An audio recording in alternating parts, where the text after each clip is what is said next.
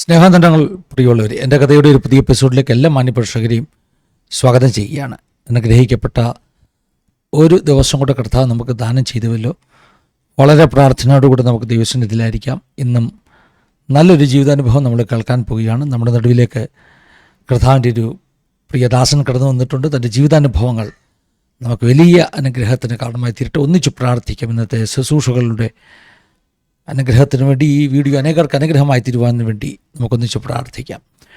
പരിശുദ്ധ പിതാവെ, അനുഗ്രഹീതമാകുന്ന ഈ നല്ല സമയത്തിനായി ഞങ്ങൾ അങ്ങ് സ്തുതിക്കുന്നു, വാഴ്ത്തുന്നു. പിന്നെ ഒരു ജീവിതാനുഭവങ്ങൾ കൂടെ കർത്താവെ ഞങ്ങൾ പങ്കുവെക്കുന്നു. ഈ ശുശ്രൂഷ വളരെ അനുഗ്രഹത്തിന് കാരണമായി തീരണം. ഞങ്ങളുടെ നടുവിലേക്ക് അയച്ചിരിക്കുന്ന പ്രിയ പാസ്റ്റർക്കായി ഞങ്ങൾ അങ്ങ് സ്തുതിക്കുന്നു. പാസ്റ്റർ, ജീവിതാനുഭവങ്ങൾ ഞങ്ങൾക്കെല്ലാം വലിയ ബലത്തിന് കാരണമായി തീരണം. മുറ്റുമായി സമർപ്പിക്കുകയാണ്.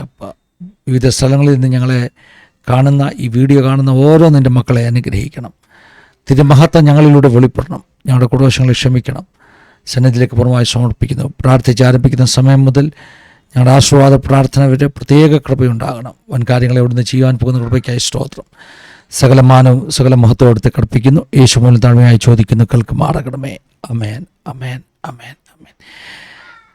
പിന്നെ ഒരു പ്രാവശ്യം കൂടെ പ്രേക്ഷകരെ എല്ലാവരെയും സ്വാഗതം ചെയ്യുകയാണ്. ഞാൻ ആരംഭത്തിൽ ഓർപ്പിച്ചതുപോലെ ഒരു പുതിയ ജീവിതാനുഭവം കൂടെ കേൾക്കുവാൻ തൊക്കണം. എൻ്റെ കഥയിലൂടെ ദൈവം നമ്മെ സഹായിക്കുകയാണ്.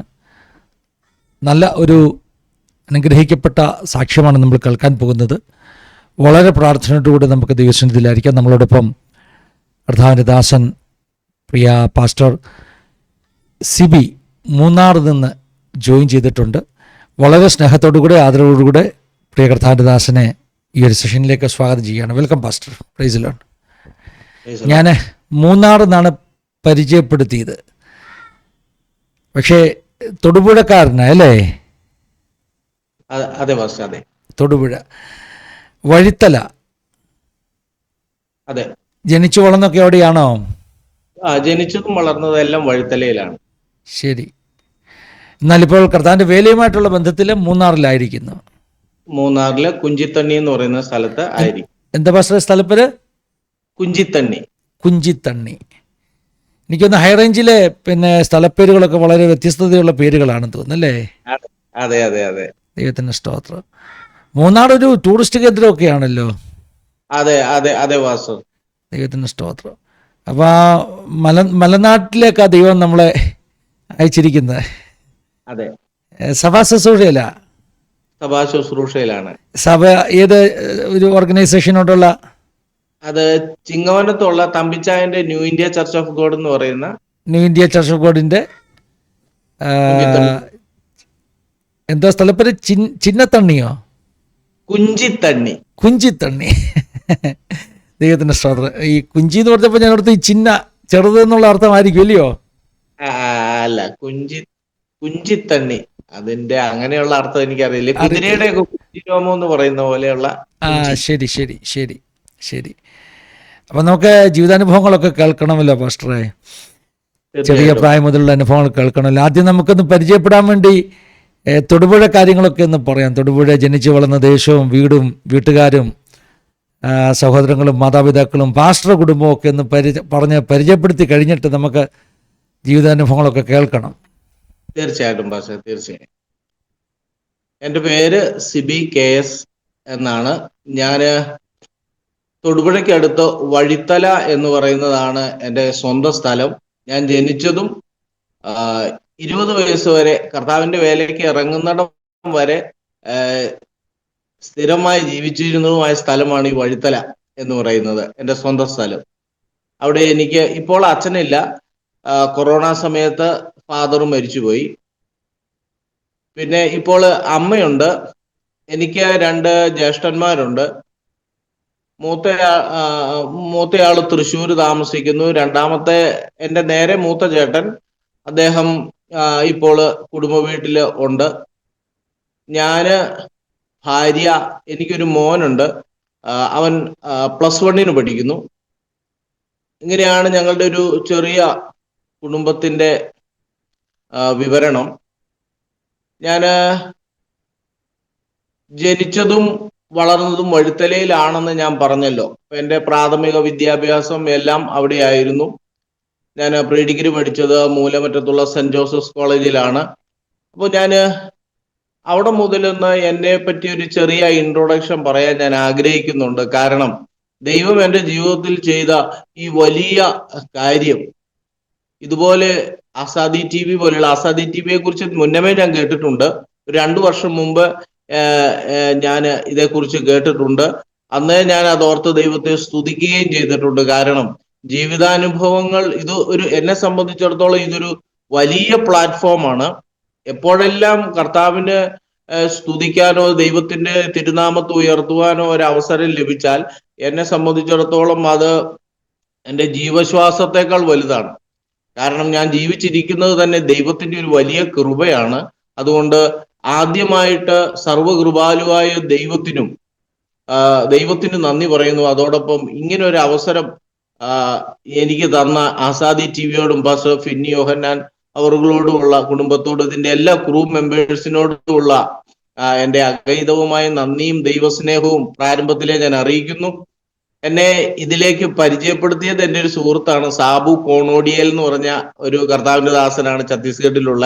അദ്ദേഹം എന്നെ ആത്മീയമായിട്ട് ഒത്തിരി ബലപ്പെടുത്തുകയും പ്രത്യേകിച്ച് തിരുവചനത്തിലെ ഹീബ്രു, ഗ്രീക്ക് പോലെയുള്ള മൂലഭാഷകളിലേക്ക് എന്നെ ദൈവവചനത്തിന്റെ ആഴത്തിലേക്ക് പഠിക്കാൻ എന്നെ പ്രേരിപ്പിക്കുകയും ഒക്കെ ചെയ്തിട്ടുള്ളൊരു എൻ്റെ ഒരു നല്ല സുഹൃത്തു കൂടിയാണ് അദ്ദേഹം. അദ്ദേഹത്തിന് ഈ അവസരത്തിൽ ഞാൻ ദൈവനാമത്തിൽ ഒരു നന്ദി അറിയിക്കുകയാണ്.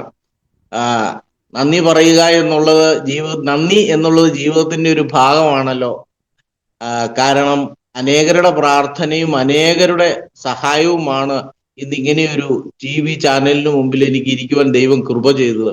അതുകൊണ്ട് എന്നെ ഈ ഒരു ലെവലിലേക്ക് കൈപിടിച്ചു കൊണ്ടുവരുവാൻ ഉപയോഗിച്ച എല്ലാ പ്രിയപ്പെട്ടവരെയും ഞാൻ ഓർത്ത് ദൈവത്തെ സ്തുതിക്കുകയും, സമയത്തിന്റെ പര്യാപ്ത നിമിത്തം പേരുപേരായി ഓർത്ത് ഞാൻ പറയുന്നില്ല എങ്കിലും എല്ലാവരും ഈ തരുണത്തിൽ ഞാൻ ദൈവസ്നേഹത്തിൽ ഓർക്കുകയും ദൈവത്തോട് നന്ദി പറയുകയും ചെയ്യുന്നു. ഞാൻ പ്രീ ഡിഗ്രിക്ക് പഠിക്കുന്ന സമയങ്ങളിൽ ഞാനൊരു തികഞ്ഞ യുക്തിവാദിയായിരുന്നു. A.T. കോവൂരിന്റെ യുക്തിചിന്ത എന്ന് പറയുന്ന വലിയ ഡിക്ഷണറിയോളം വലിപ്പമുള്ള ഒരു പുസ്തകമുണ്ട്. അതായിരുന്നു അന്നത്തെ എൻ്റെ ബൈബിൾ എന്ന് വേണമെങ്കിൽ പറയാം. എനിക്ക് ദൈവത്തിൽ ആ സമയങ്ങളിലൊന്നും വലിയ വിശ്വാസം ഉണ്ടായിരുന്നില്ല. അതുകൊണ്ട് ദൈവമില്ല എന്ന് പറയുന്ന ഒരാളുടെ പുസ്തകവും അതിനുള്ള കാരണങ്ങളും ഒക്കെ വായിച്ചപ്പോൾ ശരിക്കും ദൈവമില്ല എന്ന് തന്നെയാണ് ഞാൻ ചിന്തിച്ചത്. അദ്ദേഹത്തിന്റെ ആ പുസ്തകത്തിലെ ഓരോ കാര്യങ്ങളും വളരെ സത്യസന്ധമായിട്ട് എനിക്ക് തോന്നി. അങ്ങനെ ഞാൻ എൻ്റെ കൂട്ടുകാരോടും പല ആളുകളോടും ദൈവമില്ല എന്ന് വ്യക്തമായിട്ട് വാദിക്കുകയും അവരെ ഉത്തരം മുട്ടിക്കുകയും ചെയ്തിട്ടുണ്ട്. അതൊക്കെ വലിയ ക്രെഡിറ്റ് ആയിട്ട് കരുതി ഞാനിങ്ങനെ പോകുന്ന സമയം. അപ്പൊ ആ സമയം അത് കഴിഞ്ഞപ്പോൾ കുറെ കാലം യുക്തിവാദത്തിന്റെ ആ ചെറുകിനടിയിലൊക്കെ പറ്റിപ്പിടിച്ച് നിന്നതിന് ശേഷം ഒരിക്കല് എൻ്റെ അമ്മയുടെ അച്ഛൻ, അതായത് എൻ്റെ വല്യച്ഛൻ, ഞാൻ അദ്ദേഹത്തെ കണ്ടിട്ടില്ല. അദ്ദേഹത്തെ കുറിച്ച് അമ്മ പറയുമായിരുന്നു, അദ്ദേഹം മന്ത്രവാദിയായിരുന്നു. അദ്ദേഹം ഈ പ്രധാനമായിട്ടും ചാത്തൻ സേവ എന്ന് പറയുന്ന വിഭാഗത്തിലെ അഗ്രഗണ്യനായിരുന്നു അദ്ദേഹം. അദ്ദേഹത്തിന്റെ കഥകളും അമ്മ ചാത്തനെ നേരിട്ട് കണ്ടിട്ടുള്ള കാര്യങ്ങളും പേടിച്ച് കിടന്ന കാര്യങ്ങളും ഇങ്ങനെയുള്ള കാര്യങ്ങളൊക്കെ ചെറുപ്പത്തിലേ പറഞ്ഞു തന്നതുകൊണ്ട്, ഇടയ്ക്കൊക്കെ അമ്മ അങ്ങനെയൊക്കെ പറയുന്ന കഥകളൊക്കെ പറഞ്ഞതുകൊണ്ട് കുറെ കഴിഞ്ഞപ്പോൾ ഓട്ടോമാറ്റിക്കലി ഞാൻ ഈ മന്ത്രവാദം ഒന്ന് പഠിച്ചാൽ എന്താ എന്നുള്ള ചിന്തയിലേക്ക് തിരിഞ്ഞു. അങ്ങനെ മന്ത്രവാദം പഠിക്കുവാനായിട്ട് ഞാൻ ഇങ്ങനെ പലയിടത്തും അതേപറ്റി അന്വേഷിക്കുകയും പോവുകയും ഒക്കെ ചെയ്തപ്പോഴാണ് എനിക്കൊരു കാര്യം മനസ്സിലായത്. അങ്ങനെ മന്ത്രവാദം എന്ന് പറയുന്ന സാധനം അങ്ങനെ എളുപ്പം ആരും പഠിപ്പിക്കുന്നില്ല. അങ്ങനെ എളുപ്പത്തിൽ നമുക്ക് ആക്സസ് ചെയ്യാൻ പറ്റുന്ന, പഠിക്കാൻ പറ്റുന്ന ഒന്നല്ല. പക്ഷെ ഞാൻ പ്രതീക്ഷ കൈവിടാതെ ഇങ്ങനെ അന്വേഷിച്ച് എൻ്റെ മൂത്ത ജ്യേഷ്ഠനോടും ഒക്കെ അന്വേഷിച്ചു. അദ്ദേഹം കുറച്ച് വിഭാഗങ്ങളുടെ പേരൊക്കെ എന്നോട് പറഞ്ഞു. ഞാൻ അവർക്ക് ലെറ്റർ അയച്ചു. അതിനുശേഷം ഞാൻ എന്ന മന്ത്രവാദം പഠിക്കുക. അപ്പോഴത്തേക്ക് എനിക്ക് അതിനകത്ത് വലിയ താല്പര്യം തോന്നി. അങ്ങനെ മന്ത്രവാദം പഠിക്കുവാനായിട്ട് ഞാൻ വളരെ താല്പര്യപ്പെട്ടിരുന്ന ആ ഒരു സമയത്താണ് ഒരു ദിവസം, അതായത് ഞാൻ കാര്യങ്ങളെല്ലാം റെഡിയാക്കി അതേക്കുറിച്ച് സംസാരിക്കാൻ ഒരു സ്ഥലത്തേക്ക് പോകാനായിട്ട് ഞാൻ ഒരുങ്ങിയിരുന്നതിന്റെ 2 ദിവസം മുന്നേ ഞാൻ രാവിലെ എഴുന്നേറ്റ് വരുമ്പോൾ സാധാരണ രീതിയിലല്ല ഞാൻ എഴുന്നേറ്റ് വരുന്നത്. എനിക്ക് എഴുന്നേറ്റ് വരുമ്പോൾ എന്റെ ശരീരത്തിന്റെ വലതുവശത്ത് ഒരു ബലഹീനത അനുഭവപ്പെട്ടു. അങ്ങനെ ബലഹീനത അനുഭവപ്പെട്ടപ്പോൾ ഞാനത് വലിയ കാര്യമാക്കിയില്ല. ഞാനും പതിവ് പോലെ എല്ലാ കാര്യങ്ങളൊക്കെ ചെയ്തു. ആഹാരം കഴിക്കാനായിട്ടിരുന്ന സമയത്ത് എൻ്റെ വലത് കൈ പാത്രത്തിൽ നിന്ന് ആഹാരം വാരി എടുക്കാൻ ഒരു ചെറിയ ബുദ്ധിമുട്ട് എനിക്ക് തോന്നി. അത് നമുക്ക് കഴിക്കാനായി കൊണ്ടുവരുവാൻ ഒരു പ്രയാസം. അപ്പോൾ തല തീരെ കുനിച്ച് കയ്യിൽ നിന്ന് ആഹാരം വായിലേക്ക് വെച്ച് ഭക്ഷിക്കേണ്ട ഒരു അവസ്ഥ വന്നു. അപ്പോൾ എന്തോ കുഴപ്പമുണ്ടെന്ന് എനിക്ക് തോന്നി. എങ്കിലും ഞാനത് വലിയ കാര്യമാക്കിയില്ല. ഞാൻ പതിവ് പോലെ പോവുകയൊക്കെ ചെയ്യുമ്പോൾ എനിക്ക് പഴയതുപോലെ ഞങ്ങളുടെ നാട്ടിലൊരു ലൈബ്രറി ഉണ്ട്, സന്തോഷ് ക്ലബ്ബ് എന്ന് പറയുന്ന ഒരു ലൈബ്രറി. അതിന്റെ ഒരു ചെറിയ ഗ്രൗണ്ട് ഉണ്ട്. അവിടെ ആ സമയങ്ങളിലൊക്കെ പന്ത് തട്ടി കളിക്കുമായിരുന്നു. പക്ഷെ അന്ന് കളിക്കാനായിട്ട് ചെന്ന് കഴിഞ്ഞപ്പോൾ എനിക്ക് കാല് വലിച്ച് ഓടാൻ പറ്റുന്നില്ല. എൻ്റെ വലത് കാല് എന്റെ ഇഷ്ടത്തിനത് പഴയതുപോലെ ചലിക്കുന്നില്ല. കാല് വലിച്ചു വലിച്ച് നടക്കുന്നത് പോലെയാണ് എനിക്ക് തോന്നുന്നത്. അപ്പൊ ഒരു 2 ദിവസം കഴിഞ്ഞപ്പോഴത്തേക്കും എനിക്ക് തോന്നി ഇതിനകത്ത് എന്തോ പ്രശ്നമുണ്ട്. ഞാൻ എൻ്റെ സ്വന്തം സ്ഥലം, ഞങ്ങളുടെ നാട്ടിലെ ഞങ്ങളുടെയൊക്കെ ഒരു മന്ത്രിയുണ്ട്, PJ ജോസഫ് എന്ന് പറയുന്ന മന്ത്രി അവറുകള്. അദ്ദേഹത്തിന്റെ വാർഡിലാണ് ഞങ്ങൾ ആദ്യകാലങ്ങളിൽ, പുറപ്പുഴ വാർഡിലാണ് ഞങ്ങളുള്ളത്. അദ്ദേഹത്തിന്റെ ഒരു ചെറിയ ഹോസ്പിറ്റലുണ്ട്, പ്രൈമറി ഹെൽത്ത് സെന്റർ. ഞാൻ അവിടെ ചെന്നു. ഞാനിത് ആരെയും കൂട്ടാതെയാ പോകുന്നത്. ഞാൻ അവിടെ ചെന്ന് കഴിഞ്ഞപ്പോൾ ഡോക്ടർ കുറച്ചു നേരം എന്നെ പരിശോധിച്ചിട്ട് പറഞ്ഞു, എന്തോ പ്രശ്നമുണ്ട്, പക്ഷെ അത് നമ്മൾ കണ്ടുപിടിക്കണമെങ്കിൽ നമ്മൾ സ്കാൻ ഒക്കെ ചെയ്തെങ്കിലേ പറ്റൂ എന്ന് പറഞ്ഞ് എന്നെ കോട്ടയം മെഡിക്കൽ കോളേജിന് റെഫർ ചെയ്തു. അപ്പൊ ഞാൻ ഓരോ ദിവസവും എൻ്റെ കൈയും കാലും പതുക്കെ പതുക്കെ ബലം കുറഞ്ഞു വരികയാണ്. കണ്ണിന്റെ കാഴ്ചയും പതുക്കെ പതുക്കെ പോയിക്കൊണ്ടിരിക്കുക. അപ്പോൾ ഞാന് വിചാരിച്ചു ഇതിനകത്ത് എന്തോ കുഴപ്പമുണ്ട്. അതുകൊണ്ട് ആരെ അറിയിക്കാതെ ഞാൻ കോട്ടയത്ത് മെഡിക്കൽ കോളേജിൽ ചെന്നു. മെഡിക്കൽ കോളേജിൽ ചെന്ന് കഴിഞ്ഞാൽ ഞാനിവിടെ ന്യൂറോളജി വിഭാഗത്തിൽ ഡോക്ടറെ കണ്ടു കഴിഞ്ഞപ്പോൾ അദ്ദേഹം എന്നോട് പറഞ്ഞു CT സ്കാൻ ചെയ്യണം. അപ്പോ CT സ്കാൻ പോയി ചെയ്തു. CT സ്കാൻ ചെയ്തിട്ട് ഞാൻ CT സ്കാനുമായിട്ട് ഡോക്ടറെ വന്ന് കണ്ടു കഴിഞ്ഞപ്പോൾ ഡോക്ടർ എന്നോട് ചോദിക്കുന്നത് എൻ്റെ കൂടെ ആരാണ് വന്നിട്ടുള്ളതെന്നാണ്. അപ്പൊ ഞാൻ പറഞ്ഞു എൻ്റെ കൂടെ ആരും വന്നിട്ടില്ല, ഞാൻ തനിയെയാണ് വന്നത്. അദ്ദേഹം എന്ത് ചെയ്താലും എന്നോട് ഒന്നും പറയുന്നില്ല. അദ്ദേഹം പറഞ്ഞു വീട്ടിൽ നിന്ന് ആരെയെങ്കിലും വിളിച്ചുകൊണ്ട് വരണം. ഞാൻ പറഞ്ഞു എൻ്റെ വീട്ടിൽ നിന്ന് ആരും വരാനില്ല, എന്നോട് പറഞ്ഞാൽ മതി. അച്ഛൻ എന്താ ജോലി? അപ്പൊ ഞാൻ പറഞ്ഞു അദ്ദേഹം ഇങ്ങനെ ടാക്സി ഓടിക്കുകയാണ്. അദ്ദേഹം പറഞ്ഞു അവസാനം ഞാൻ പറഞ്ഞു, സാറേ എൻ്റെ കാര്യം അറിയേണ്ടത് ഞാനാണല്ലോ, അതല്ലാതെ വേറെ ആരും അല്ലല്ലോ. അപ്പൊ എനിക്കിതൊന്നും ഒരു പ്രശ്നമല്ല. എന്തായിരുന്നാലും പറഞ്ഞു എന്തോ ഒരു കുഴപ്പമുണ്ടെന്ന് എനിക്ക് തോന്നി. അപ്പൊ ആ ഡോക്ടർ എന്നോട് പറഞ്ഞത്, നിങ്ങളുടെ തലയുടെ ഇടതുവശത്ത് ഒരു മുഴ വളരുന്നുണ്ട്. അപ്പൊ ഈ മുഴ തലയുടെ ഒരുപാട് ഉള്ളിലാണ്. അപ്പൊ ആ ഇടതുവശത്ത് ഈ മുഴ വളരുന്നത് കൊണ്ടാണ് ഈ വലത് സൈഡിൽ നിങ്ങളുടെ കൈക്കും കാലിനും ബലക്കുറവ് വരുന്നത്. അപ്പൊ നിങ്ങൾക്ക് ട്യൂമർ ഉണ്ട്, ബ്രെയിൻ ട്യൂമർ ആണ് നിങ്ങൾക്ക്. പക്ഷെ അതേക്കുറിച്ച് നമുക്ക് കൂടുതൽ ചികിത്സയും കൂടുതൽ കാര്യങ്ങളും അറിയണമെങ്കിൽ ഇത് ഏകദേശം 1998 എൻ്റെ ചെറുപ്രായത്തില് എന്ന് പറഞ്ഞാൽ 10-20 വയസ്സുള്ളപ്പം ഞാന് കർത്താവിനെ ഒന്നും അറിയാതിരുന്ന ഒരു കാലത്ത് ദൈവം എന്നെ രക്ഷിക്കാൻ വേണ്ടി ചെയ്തൊരു വലിയ പദ്ധതിയെ കുറിച്ചാണ് ഞാൻ പറയുന്നത്. എനിക്കിപ്പോഴും അതിശയമുള്ള ഒരു കാര്യം, ആ സമയത്ത് തിരുവനന്തപുരത്ത് RCCയിലേക്ക് എന്നെ വിട്ടു.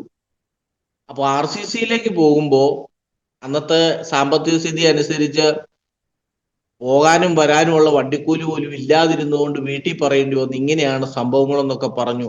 അങ്ങനെ ഞാനും എൻ്റെ അച്ഛനും കൂടി തിരുവനന്തപുരത്ത് ശ്രീചിത്രയിലേക്ക് പോയി. അപ്പോഴത്തേക്കും എൻ്റെ വലതുകാല് ഏകദേശം പൂർണ്ണമായിട്ടും തളർന്നു. അത് ഒരാൾ എൻ്റെ കയ്യിൽ പിടിക്കണം എനിക്ക് നടക്കണമെങ്കിൽ, ആ സ്ഥിതിയായി. എൻ്റെ വലത് കൈ പൂർണ്ണമായിട്ട് തളർന്നു. ആ തളർന്നു കിടക്കുന്ന കൈയും കാലും ഒരാളുടെ സഹായത്താൽ മാത്രമേ എനിക്ക് ബസ്സിലോ മറ്റെന്തിലെങ്കിലോ യാത്ര ചെയ്യാൻ പറ്റുന്ന ഒരു സ്റ്റേജിലേക്ക് ഞാൻ വന്നു. അപ്പോൾ ഞാനും എൻ്റെ അച്ഛനും അവിടെ ചെന്നു. MRI സ്കാൻ ചെയ്തു. MRI സ്കാൻ ചെയ്ത് കഴിഞ്ഞപ്പോൾ അവിടുത്തെ ഡോക്ടർ അത് കണ്ടിട്ട് പറഞ്ഞു, ഇദ്ദേഹം ഒരു 1.5 വർഷത്തിൽ കൂടുതൽ ഇനി ജീവിച്ചിരിക്കുകയില്ല. കാരണം ഇദ്ദേഹത്തിന്റെ തലയുടെ ഒരുപാട് ഉള്ളിലായിട്ടാണ് ഈ മുഴ വളർന്നിരിക്കുന്നത്. അതുകൊണ്ട് ഓപ്പറേഷൻ ചെയ്യാൻ വളരെ പ്രയാസമാണ്. ഓപ്പറേഷൻ ചെയ്യുന്നതിന് 5 ലക്ഷം രൂപ ചെലവാകും. പക്ഷെ ഞങ്ങൾ 1% പോലും ഗ്യാരണ്ടി പറയുകയില്ല. 1% പോലും ഗ്യാരണ്ടി ഇല്ലാതെ നിങ്ങൾക്ക് ചെയ്യാമെന്ന് നിങ്ങൾ എഴുതി തന്നാൽ ഞങ്ങൾ ഓപ്പറേഷൻ ചെയ്യാം എന്ന് പറഞ്ഞു. അപ്പോൾ ഒരു ഗ്യാരണ്ടിയും ഇല്ല. 5 ലക്ഷം രൂപ ഓപ്പറേഷൻ ആകും എന്നുള്ളത് കൊണ്ട് തിരിച്ചു പോരുന്ന വഴിയില് അച്ഛൻ എന്നോട് പറഞ്ഞു, എന്നോട് ഈ കാര്യം ആദ്യം ഒന്നും പറഞ്ഞില്ല. എന്നോട് പറഞ്ഞു, അത് അവരെനിക്ക് നീണ്ട ഒരു അവധിയാണ് എഴുതുന്നത്. ഇനി വന്ന് കാണാനുള്ള അവധി എന്ന് പറയുന്നത് 1.5 വർഷം കഴിഞ്ഞിട്ടുള്ള ഒരു ഓണസമയത്തിലാണ് അവരെനിക്ക് രണ്ടാമത് അവിടെ ചെന്ന് കാണുവാനായിട്ടുള്ള അപ്പോയിന്റ്മെന്റ് തരുന്നത്. അത് പിന്നെയാണ് എനിക്ക് മനസ്സിലായത്, അവര് രണ്ടാമത് ഈ നമ്മളെ കാണാനായിട്ട് വെക്കുന്ന ഈ അപ്പോയിന്റ്മെന്റിന്റെ സമയം നീട്ടി തന്നാൽ അതിന് ചെല്ലാൻ നമ്മൾ കാണുകയില്ല. അതിനു മുമ്പേ നമ്മൾ മരിക്കും. അതുകൊണ്ടാണ് അവർ അങ്ങനെ നീട്ടി ഒരു അപ്പോയിന്റ്മെന്റ് തരുന്നതെന്ന് പിന്നീട് ഞാൻ അറിഞ്ഞു. നമ്മളെ അങ്ങനെ പറഞ്ഞു വിട്ടു. ഒരു ഗുളികയോ ഒരു മരുന്നോ തരാത്തതിൽ എനിക്കൊരു ആശ്ചര്യം ഉണ്ടായിരുന്നു. കാരണം ഒരു രോഗവുമായിട്ട് നമ്മൾ ഒരിടത്ത് ചെന്നിട്ട് ഒരു പാരസെറ്റാമോളിന്റെ ഗുളിക പോലും ഇല്ലാതെ ഞാൻ തിരിച്ചു വെറുതെ മടങ്ങി പോരുകയാണ്. തിരിച്ചു വീട്ടിൽ വന്നു കഴിഞ്ഞപ്പോഴാണ് എൻ്റെ അച്ഛൻ അമ്മയോട് പറഞ്ഞു. അമ്മയാണ് എന്നോട് പറയുന്നത്, അത് സാരമില്ല, ഇതൊക്കെ മാറും, എന്നാലും അവരിങ്ങനെയാണ് പറഞ്ഞത്. ഇത് ജീവിതകാലത്ത് ഒരിക്കലും ഈ വലത് കൈ, ഞാൻ കർത്താവിനൊരു സ്തോത്രം ചെയ്യുകയാണ്,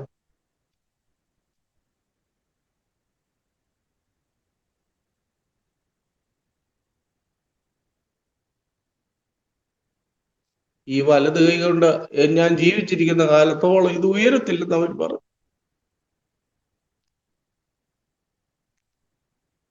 അങ്ങനെ ഞാൻ വീട്ടിൽ വന്നു. വീട്ടിലിരിക്കുമ്പോഴാണ് വീട്ടിലിരുന്നു. ഒരു പ്രതീക്ഷയില്ലാതെ ഇങ്ങനെ ഇരിക്കുക. അപ്പോഴും എനിക്ക് ദൈവത്തിൽ വിശ്വാസമൊന്നുമില്ല. കാരണം ഇതൊരു പ്രകൃതി നിയമമാണ്. മനുഷ്യനാണ്, അവന് ചിലപ്പോൾ രോഗം ഉണ്ടാകും. ചിലപ്പോൾ അവന്റെ രോഗം എന്ന് പറയുന്നത് മരുന്നുകൊണ്ട് മാറ്റാൻ കഴിയാത്തതായിരിക്കും. ചില ആളുകൾ രക്ഷപ്പെടും, ചില ആളുകൾ മരിക്കും. ഇങ്ങനെയുള്ള സാധാരണ ചിന്താഗതി തന്നെയാണ് അപ്പോഴും എനിക്ക്. അപ്പോ അങ്ങനെ ഞാൻ ഈ വീട്ടിൽ വന്ന് ഇങ്ങനെ നിരാശനായിട്ട് ഇരിക്കുന്ന സമയത്താണ് ഞങ്ങളുടെ അടുത്ത്, അന്നൊന്നും പെന്തക്കോസ്തു വിശ്വാസികള് നമ്മുടെ നാട്ടില്, നമ്മുടെ ചുറ്റുവട്ടത്ത് ഒരുപാട് കുറവാണ്, ഒത്തിരി കുറവാണ്. അങ്ങനെ സമയത്ത് ഞങ്ങളുടെ വീടുമായിട്ട് ബന്ധമുള്ള ഒരു ചേച്ചി, ചിന്നമ്മ എന്നാണ് ആ സഹോദരിയുടെ പേര്, അവരെന്നോട് സുവിശേഷം പറയാനായിട്ട് എൻ്റെ വീട്ടിലേക്ക് വരികയാണ്. പിന്നെ ആ ചേച്ചി തന്നെ എന്നോട് പറഞ്ഞിട്ടുള്ള ഒരു കാര്യം ഇതാണ്, എൻ്റെ വീട്ടിലേക്ക് സുവിശേഷം പറയാനായിട്ട് വരുന്നതിൻ്റെ തലേ ദിവസം ആ ചേച്ചിയുടെ ഭർത്താവ് അവരോട് പറഞ്ഞു, നീ ഈ ലോകത്തിൽ എവിടെ വേണമെങ്കിലും പോയി സുവിശേഷം പറഞ്ഞു, എനിക്ക് ഒരു വിരോധവും ഇല്ല, പക്ഷെ സിബിയുടെ വീട്ടിൽ മാത്രം സുവിശേഷം പറയാൻ നീ പോകരുത്. അപ്പോ അതെന്താ കാരണമെന്ന് ചോദിച്ചാൽ, നീ അവിടെ ചെന്നിട്ട് പറയും യേശു ജീവിക്കുന്നു, യേശു സൗഖ്യമാക്കും എന്നൊക്കെ നീ അങ്ങ് പറയും. ആ പാവം അതങ്ങ് വിശ്വസിക്കും. അത് കഴിഞ്ഞ് അവന് തിരുവനന്തപുരം ശ്രീചിത്രയെന്ന് വലിയ വലിയ ഡോക്ടർമാർ നോക്കിയിട്ട് ഉപേക്ഷിച്ച് വിട്ടേക്കുന്നതാ. അത് കഴിയുമ്പോൾ അവൻ മരിക്കും. എന്നിട്ട് നാട്ടുകാർ മുഴുവൻ പറയും നമ്മൾ എന്ന് പ്രാർത്ഥിച്ചു കൊന്നെന്ന് പറയും. അതുകൊണ്ട് ഒരു കാരണവശാലും സിബിയുടെ വീട്ടിൽ സുവിശേഷം പറയാൻ പോകണ്ട, പോയാല് നിന്റെ മുട്ടുകാല് തല്ലി ഓടിക്കുമെന്നാണ് അന്ന് പറഞ്ഞത്. പക്ഷേ ഈ ചേച്ചി, സഹോദരി ഭർത്താവിനോട് പറഞ്ഞു, മുട്ടുകാല് തല്ലി ഓടിച്ചാലും ഞാൻ നിരങ്ങിപ്പോയാണെങ്കിലും സുവിശേഷം പറയും എന്ന് പറഞ്ഞ് പിറ്റേ ദിവസം എൻ്റെ അടുത്ത് സുവിശേഷം പറയാൻ വന്നു. എന്നോട് വന്ന് സുവിശേഷം പറയുന്ന അവരുടെ മകന്റെ പ്രായമുള്ളൂ എനിക്ക്. അവര് വന്ന് എന്നോട് സുവിശേഷം പറയുന്നത് ഇങ്ങനെയാണ്, എടാ യേശുവിനെ പറ്റി നിനക്കറിയാമോ? യേശു ദൈവമാണ്. ലോകത്തിലുള്ള ആരും നിന്നെ ഉപേക്ഷിച്ചാലും യേശു ഉപേക്ഷിക്കത്തില്ല. യേശു സൗഖ്യമാക്കുന്നവനാണ്. നീ വിശ്വസിച്ചാൽ നിനക്ക് സൗഖ്യം കിട്ടും. സ്ത്രീചിത്രക്കാർ പറയുന്നതല്ല അവസാനത്തെ വാക്ക്, യേശു പറയുന്നതാണ് അവസാനത്തെ വാക്ക്. അങ്ങനെ പറഞ്ഞ് സുവിശേഷമൊക്കെ പറഞ്ഞിട്ട് എന്നെ അടുത്ത ആഴ്ച ചർച്ചിലേക്ക് വിളിച്ചിട്ട് പോയി. എനിക്കാണെങ്കിൽ ഭയങ്കര മടി. കാരണം എൻ്റെ മനസ്സിലൊരു ചിന്ത കിടപ്പുണ്ട്, എടാ ഞാൻ ഇത്രയും കുറെ കാലമൊക്കെ ഈ യുക്തിവാദിയായി നടന്നിട്ട് ആവശ്യം വന്ന പിന്നെ ദൈവത്തിന്റെ അടുത്ത് എന്നു ദൈവത്തിന് തോന്നിയാലോ എന്ന് വിചാരിച്ച് ഞാൻ പോയില്ല. പിറ്റേ ആഴ്ച ഞാൻ പോയില്ല. അതിന്റെ അടുത്ത ആഴ്ചയിലും ആ സഹോദരി വന്നു, ഞാൻ പോയില്ല. മൂന്നാമത്തെ ആഴ്ച അവര് വന്ന് ബലമായിട്ട് എന്നെയും അമ്മയെയും പിടിച്ചുകൊണ്ട് പോകുന്നത് പോലെ പോയി. ആ സഭയെക്കുറിച്ച് ഒരു വാക്ക് പറയാതിരിക്കാൻ കഴിയില്ല. അവിടെ അന്ന് ശുശ്രൂഷിക്കുന്നത് CI പത്രോസ് എന്ന് പറയുന്ന IPCയിലെ, ഇപ്പോൾ അദ്ദേഹം കുമ്പനാടാണെന്നാണ്, ഹെബ്രോനിലാണെന്നാണ് ഞാൻ വിചാരിക്കുന്നത്. ആ CI പത്രോസ് എന്ന് പറയുന്ന ദേവദാസനാണ് അവിടെ. അവരും ആ സഭയും ആ കൂത്താട്ടുകുളത്തെ IPC സഭയും ഒക്കെ എനിക്ക് വേണ്ടി വളരെ ശക്തമായി പ്രാർത്ഥിച്ചിട്ടുള്ള ദൈവജനമാണ് അവിടെയുള്ള. ഞാൻ അവിടെ ചെന്നു. വെള്ളിയാഴ്ച ഉപവാസ പ്രാർത്ഥനയ്ക്കാണ് എന്നെ വിളിച്ചുകൊണ്ട് പോകുന്നത്. അന്ന് അവിടെയുള്ള കർത്താവിന്റെ ദാസൻ പ്രസംഗിച്ചത് മിസ്രൈമിൽ നിന്ന് ഇസ്രായേൽ ജനത്തെ മോശ മുഖാന്തരം ദൈവം രക്ഷിച്ചുകൊണ്ട് പോകുന്ന ഒരു കാര്യമാണ്. അപ്പോ എനിക്ക് മിസ്രൈം എന്നാണെന്നോ മോശ എന്താണെന്നോ അങ്ങനെയുള്ള കാര്യങ്ങളൊന്നും അറിയില്ല. ബൈബിളിനെ കുറിച്ച് യാതൊന്നും അറിയില്ല. യേശുവിനെ പറ്റി തന്നെ ഒരു പേര് കേട്ടിട്ടുണ്ടെന്നുള്ളതല്ലാതെ യേശുവിനെ കുറിച്ച് ഒരു കാര്യവും എനിക്കറിയില്ല. അവിടെ ചെന്നു. അവിടെ ചെന്ന്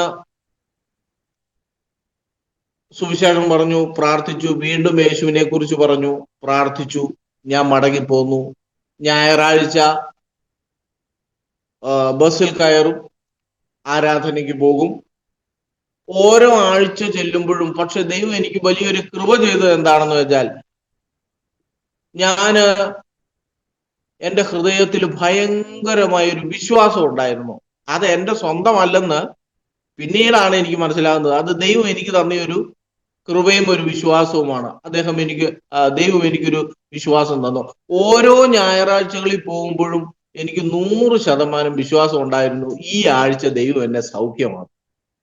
ഞാൻ അങ്ങനെ ഓരോ ആഴ്ചയും പോയിട്ട് ആ നിരാശയോടെ ഞാൻ മടങ്ങിപ്പോരും. കാരണം ആ ആഴ്ച ദൈവം എന്നെ സൗഖ്യമാക്കിയില്ല. ഞാൻ വിശ്വസിച്ചിട്ട് പോയിട്ടും 100% ഉറപ്പോടെ വിശ്വസിച്ചുകൊണ്ട് പോയിട്ടും എനിക്ക് സൗഖ്യം കിട്ടിയില്ല. അപ്പോൾ ദൈവത്തിന് അതിന് പിന്നിലുള്ള ഒരു പദ്ധതി ഉണ്ടായിരുന്നു. കാരണം എന്താണെന്ന് ചോദിച്ചാൽ, അപ്പോഴേ എന്റെ സൗഖ്യമാക്കും എന്നുള്ള വിശ്വാസം ഉള്ളപ്പോൾ തന്നെ ഞാൻ വിചാരിക്കുന്നത് എത്രയും വേഗം സൗഖ്യം വന്ന് പ്രാപിച്ചിട്ട് പഴയതുപോലെ ഒന്ന് സുഖമായിട്ട് വേണം പഴയതുപോലെ ജീവിക്കാനെന്നാണ് അപ്പോഴും എൻ്റെ ഹൃദയത്തിലുള്ളത്. യേശുവിന് വേണ്ടി ജീവിക്കണമെന്നോ സുവിശേഷ വേല ചെയ്യണമെന്നോ സ്വർഗത്തിൽ പോകണമെന്നോ അങ്ങനെ ഒരു ചിന്തയും അന്നൊന്നും എനിക്കില്ല. എനിക്ക് സൗഖ്യം പ്രാപിക്കണം, ആ ഒരു ചിന്ത മാത്രമേ ഉള്ളൂ.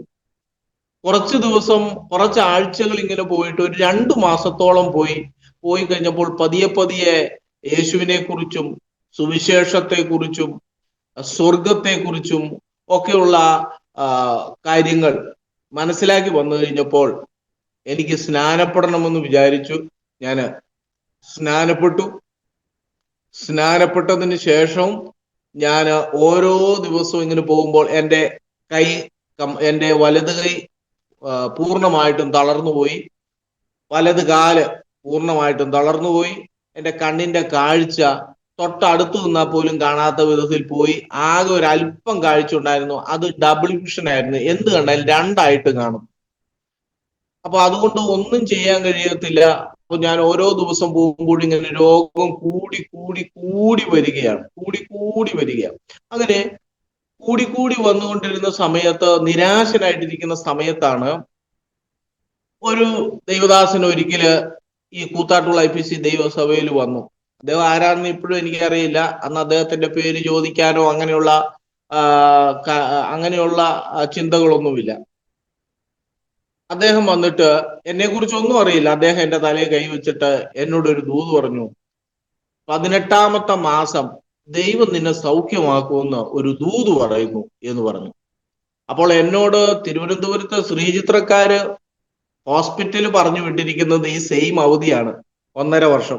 ഈ 1.5 വർഷം കഴിയുമ്പോൾ ഞാൻ മരിച്ചു പോകുമെന്ന് അവര് പറഞ്ഞ അതേ കാലയളവ് ഒരു ദൈവദാസൻ എന്നോട് പറയുകയാണ്, ഈ 18ാമത്തെ മാസം ദൈവം നിന്നെ സൗഖ്യമാക്കും. അന്ന് മുതല് ഞാൻ സ്നാനപ്പെട്ട അന്ന് മുതല് കൂട്ടി, രക്ഷിക്കപ്പെട്ട അന്ന് മുതലും കൂട്ടി, ഞാൻ ഓരോ മാസം കടന്നു പോകുമ്പോഴും രോഗം കൂടുമ്പോഴും ഓരോ മാസം ഞാൻ എണ്ണിയാണ് പോയത്. കൃത്യമായും 18ാമത്തെ മാസത്തിൽ ദൈവം എന്നെ സൗഖ്യമാക്കുക തന്നെ ചെയ്തു. അത് ഞാൻ ദൈവത്തിന് നന്ദിയോടെ സ്തോത്രം ചെയ്യുന്നു. അപ്പൊ ഈ ഞാന് ആരാധനയ്ക്കും പ്രാർത്ഥനയ്ക്കും പോകുന്ന ബസ്സിലാണ്. അപ്പൊ എനിക്ക് തീരെ ബസ്സിൽ കയറാൻ വയ്യാത്ത സാഹചര്യം വന്നപ്പോൾ ഞങ്ങളുടെ തന്നെ തൊട്ടടുത്തുള്ള ഇരുട്ടുതോട് IPC എന്ന് പറയുന്ന ഒരു സഭയിലേക്ക് ഞങ്ങൾ മാറി. കാരണം എനിക്ക് കൂത്താട്ടുകുളത്തിന് 10-13 കിലോമീറ്ററോളം ഉണ്ട്. ഇരുട്ടുതോടിന് ഞങ്ങളുടെ IPC സഭയിലേക്ക് 2 കിലോമീറ്ററേ ഉള്ളൂ. എനിക്ക് എങ്ങനെയോ അവിടെ എത്തിച്ചേരാം. അതുകൊണ്ട് ഞാൻ പോകാനുള്ള പ്രയാസം നിമിത്തം ഞങ്ങളുടെ തൊട്ടടുത്തുള്ള ഒരു സഭയിലേക്ക് മാറി. ആ സഭയില് വന്നു കഴിഞ്ഞ് ഇങ്ങനെ ഓരോ ദിവസവും കടന്നുപോയി കുറച്ച് നാൾ കഴിഞ്ഞപ്പോൾ ഈ ശ്രീചിത്രയിലെ ഡോക്ടർമാർ എന്നോട് പറഞ്ഞ 18 മാസം അല്ലെങ്കിൽ 1.5 വർഷം അത് പൂർത്തിയാകുന്ന സമയം വന്നപ്പോൾ ഒരു ദിവസം രാവിലെ ഞാന് എഴുന്നേറ്റ് വന്നപ്പോൾ എനിക്ക് ഭയങ്കര അരിശം തോന്നി.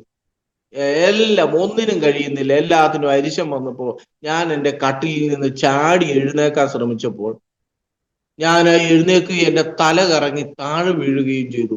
ഞാൻ തല കറങ്ങി താഴെ വീണ് 2-3 ഗ്ലാസ് ബ്ലഡ് ഛർദ്ദിച്ചെന്നാണ് പറയുന്നത്. ആ ബ്ലഡ് ഛർദ്ദിച്ചപ്പോഴേക്കും ഉടനെ അവിടുന്ന് ഇവിടുന്ന് ഒക്കെ ആളുകൾ ഓടി വന്ന് എന്നെ എടുത്തുകൊണ്ട് ഒരു ഹോസ്പിറ്റൽ, ഞങ്ങളുടെ തൊട്ടടുത്തുള്ള വഴിത്തലയിലുള്ള ഹോസ്പിറ്റലിൽ കൊണ്ടുവന്നു. അവിടുത്തെ ഡോക്ടർ ഒരു പ്രഗത്ഭനായ ഡോക്ടറാണ്. ആ സമയത്ത് തോമസ് പറഞ്ഞു, അദ്ദേഹം ഇപ്പോഴും വഴിത്തലയിൽ സ്വന്തമായിട്ട് ഹോസ്പിറ്റൽ നടത്തുന്നുണ്ട്. അദ്ദേഹം പറഞ്ഞിട്ട് തെറ്റിപ്പോയ ഒരു കാര്യം എൻ്റേത് മാത്രമേ ഉള്ളൂ, ഇല്ലെങ്കിൽ അദ്ദേഹം ജീവിക്കുമെന്ന് പറഞ്ഞാൽ ജീവിക്കും, മരിക്കുമെന്ന് പറഞ്ഞാൽ മരിക്കും. അത്ര കൃത്യമാണ്. അദ്ദേഹത്തിന് സ്കാനിങ്ങിന്റെ പോലും ആവശ്യമില്ലാത്ത നല്ല പ്രഗത്ഭനായ ഒരു ഡോക്ടറായിരുന്നു അദ്ദേഹം. അദ്ദേഹം എന്നെ നോക്കിയിട്ട് പറഞ്ഞു, എന്നെക്കുറിച്ച് ഒരു ഡീറ്റെയിൽസും അറിയില്ല. അദ്ദേഹം എന്നെ നോക്കിയിട്ട് പറഞ്ഞു, ഇദ്ദേഹത്തിന്റെ തലച്ചോറിനകത്ത് പഴുപ്പും ട്യൂമറിൻ്റെതായ എല്ലാ ലക്ഷണങ്ങളും ഉണ്ട്. അതുകൊണ്ട് ഇദ്ദേഹം ഇപ്പൊ നിലവിൽ ഇനി 5 മിനിറ്റിൽ കൂടുതൽ ജീവിച്ചിരിക്കത്തില്ല. അതുകൊണ്ട് നിങ്ങൾ അറിയിക്കേണ്ടവരൊക്കെ അറിയിച്ചോളാൻ പറഞ്ഞു. ഉടനെ എന്നെ അറിയിക്കേണ്ടവരെ അറിയിക്കുകയും ബാക്കിയുള്ള പെട്ടി മേടിക്കുന്നത് അടക്കമുള്ള കാര്യങ്ങളെ കുറിച്ച് ക്രമീകരണം വരുത്താൻ എൻ്റെ ഫാദറും സഹോദരന്മാരും ബാക്കിയുള്ള എൻ്റെ കൂട്ടുകാരും ഒക്കെ ചേർന്ന് അവര് ഇതിനു വേണ്ടി ഓടി നടക്കുമ്പോൾ ഞാൻ ഈ ഹോസ്പിറ്റൽ കിടക്കയിൽ ഇങ്ങനെ കിടക്കുകയാണ്. 5 മിനിറ്റ് കഴിഞ്ഞു, ഒന്നും സംഭവിച്ചില്ല. അങ്ങനെ ഞാൻ 13 ദിവസം ആ ഹോസ്പിറ്റലിൽ കിടന്നു. ഹോസ്പിറ്റലിൽ ഒന്നും കഴിക്കാതെ ഞാൻ ആകെ, എനിക്ക് കുടിക്കാൻ പറ്റുന്ന എന്ത് കഴിച്ചാലും ഞാൻ ഛർദ്ദിക്കും. അപ്പോൾ അങ്ങനെ വന്നപ്പോൾ ഈ ഗ്ലൂക്കോസ് വെള്ളം ഗ്ലാസ്സിനകത്ത് വെച്ചിട്ട് ഒരു സ്ട്രോയ്ക്കകത്തോട്ട് ഒരു സ്ട്രോ ഈ ഗ്ലാസ്സിനകത്തേക്ക് ഇട്ടിട്ട് അതിൻ്റെ ഈ കിടക്കയുടെ സൈഡിൽ വെച്ച് തരും.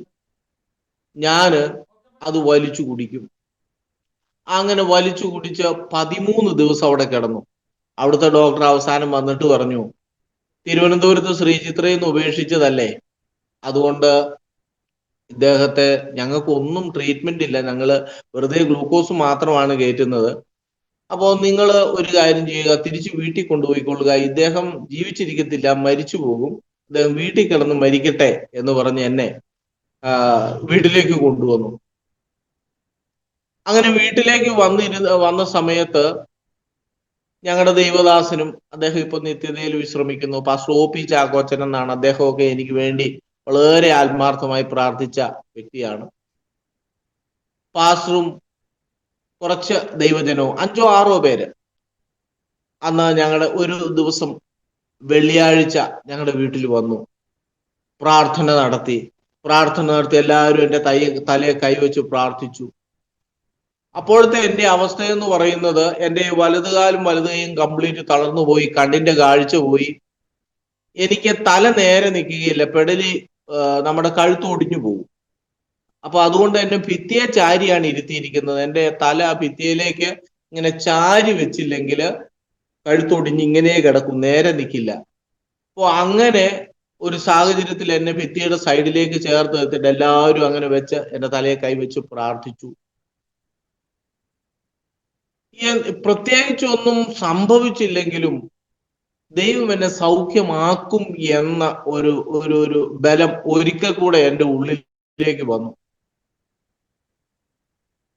അതിന്റെ പിറ്റേ ദിവസം അടുത്ത ഞായറാഴ്ച എൻ്റെ അച്ഛനും എൻ്റെ അമ്മയും സഹോദരന്മാരും ഒക്കെ എന്നെ കയ്യെ പിടിച്ചാണ് ചർച്ച് ഹാളിലേക്ക് കൊണ്ടുപോകുന്നത്. കാരണം അത്രയും പേരുടെ സഹായം എനിക്ക് വേണം, തനിയെ നടക്കാൻ കഴിയില്ല. എന്നെ കൊണ്ടുപോയി സഭാ ഹാളിന്റെ ഏറ്റവും പുറകിൽ ഭിത്തിയെ ചാരിയിരുത്തും. ദേവദാസം പ്രസംഗിക്കും. അങ്ങനെ പ്രസംഗിക്കുകയും ഇങ്ങനെ പോവുകയും ചെയ്തു. ഒരു ഒരു ഒരു മാസത്തോളം അങ്ങനെ പോയി. ഞാൻ ഏറ്റവും പുറകെ കൊണ്ടുപോയി എന്നെ ഒരു വസ്തു ചാരി വെച്ചിരിക്കുന്നത് പോലെ കൊണ്ടുപോയി ചാരി വെച്ചേക്കും. പ്രാർത്ഥന കഴിയുമ്പോൾ എല്ലാവരും പിടിക്കും, എന്നെ കൊണ്ടുവരും. അങ്ങനെ കൊണ്ടുവന്ന് ഒരു മാസത്തോളം കഴിഞ്ഞപ്പോൾ ഒരു ദിവസം ദൈവദാസൻ പ്രസംഗിച്ചുകൊണ്ടിരുന്നപ്പോൾ അദ്ദേഹം ഒരു 1.5 മണിക്കൂറോളം പ്രസംഗിച്ചു. പക്ഷെ അദ്ദേഹം ഒരു കാര്യം പറഞ്ഞത് എൻ്റെ ഹൃദയത്തിൽ ആഴത്തിൽ പിടിച്ചു. അദ്ദേഹം പറഞ്ഞത്, ഞാൻ ആദ്യമായിട്ട് കാണാതെ പഠിച്ച ദൈവവചനവും അതാണ്. മർക്കോസിന്റെ സുവിശേഷം 11-ാം അധ്യായം 24-ാമത്തെ വാക്യം. നിങ്ങൾ പ്രാർത്ഥനയിൽ ഒരു കാര്യം പ്രാർത്ഥിക്കുമ്പോൾ ഒരു കാര്യം ലഭിച്ചു എന്ന വിശ്വാസത്തോടെ പ്രാർത്ഥിച്ചാൽ അത് നിങ്ങൾക്കുണ്ടാകുമെന്ന് കർത്താവ് പറയുന്നെന്ന് പറഞ്ഞ് ദൈവാസം പ്രസംഗിച്ചു.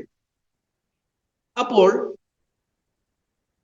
ഞാന് വീട്ടിൽ വന്നപ്പോൾ എൻ്റെ ഈ വലത് കൈ അനങ്ങുകയില്ല, വലത് കൈ ഒരു തരത്തിലും പ്രയോജനമില്ല. 1.5 വർഷമായിട്ട് തളർന്നു കിടക്കുകയാണ്. ഞാൻ ഇടത് കൈയില് ദൈവത്തിന്റെ തിരുവചനം എടുത്തിട്ട് ഞാൻ കർത്താവിനോട് പറഞ്ഞു, കർത്താവ്, യേശു എന്തായാലും നുണ പറയുകയില്ല, ഞാൻ വിശ്വസിക്കുന്നു. അങ്ങനെയാണെങ്കിൽ കർത്താവെ, അങ്ങ് പറഞ്ഞത് ഒരു കാര്യം വിശ്വസിച്ചാൽ അത് ഉണ്ടാകുമെന്ന്. അങ്ങനെയാണെങ്കിൽ എനിക്ക് നല്ല വിശ്വാസമുണ്ട്, എൻ്റെ കണ്ണുകൾക്ക് യാതൊരു കുഴപ്പവുമില്ല. കർത്താവ് എനിക്ക് സൗഖ്യം തന്നതിനായി നന്ദി എന്ന് ഞാൻ പറഞ്ഞു. ഞാനിത് കുറച്ച് സമയം ഇത് തന്നെ പറഞ്ഞു, കർത്താവ്, എൻ്റെ കണ്ണിന് യാതൊരു കുഴപ്പമില്ല, നീ സൗഖ്യം തന്നതിനായി നന്ദി. ആ സമയത്ത് എനിക്ക് തൊട്ടടുത്ത് നിന്നാൽ പോലും കാണത്തില്ല. ഇടയ്ക്ക് ഞാൻ വിചാരിച്ചു, ദൈവമേ, ഞാൻ ഈ നുണയെല്ലാം വിളിച്ചു പറഞ്ഞിട്ട് ലാസ്റ്റ് ദൈവം വിചാരിച്ചാലോ, ഇവന്റെ കണ്ണിന് കുഴപ്പമില്ലെന്ന് അവൻ തന്നെ പറയുമ്പോ പിന്നെ ഇനി അവന്റെ കണ്ണിന് കാഴ്ച കൊടുത്തില്ലെങ്കിൽ കുഴപ്പമില്ലല്ലോ എന്ന് ദൈവം വിചാരിച്ചെങ്കിലോ എന്ന് ഞാൻ വിചാരിച്ചു. എന്തിന് ഞാനിങ്ങനെ നുണ പറയുന്നു എന്ന് വരെ എന്റെ മനസ്സിൽ പറഞ്ഞു.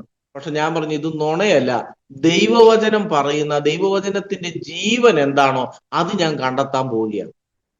പിറ്റേ ദിവസവും ഞാൻ ഇത് തന്നെ പറഞ്ഞ് പ്രാർത്ഥിച്ചു, എൻ്റെ കണ്ണുകൾക്ക് യാതൊരു കുഴപ്പമില്ല, കർത്താവേ, നീ സൗഖ്യം തന്നതിനായി നന്ദി. ഇത് പറഞ്ഞ് തീരുക ഒരു 11 മണിയായി. പകല് 11 മണി സമയമായപ്പോ ആ സമയത്ത് വീട്ടിൽ ആരുമില്ല. എന്നെ ഒരു പായ ഇട്ടേച്ച വീടിന്റെ ഒരു ഭിത്തിയുടെ സൈഡിൽ അവിടെ ഇരുത്തിയേച്ചു പോകും.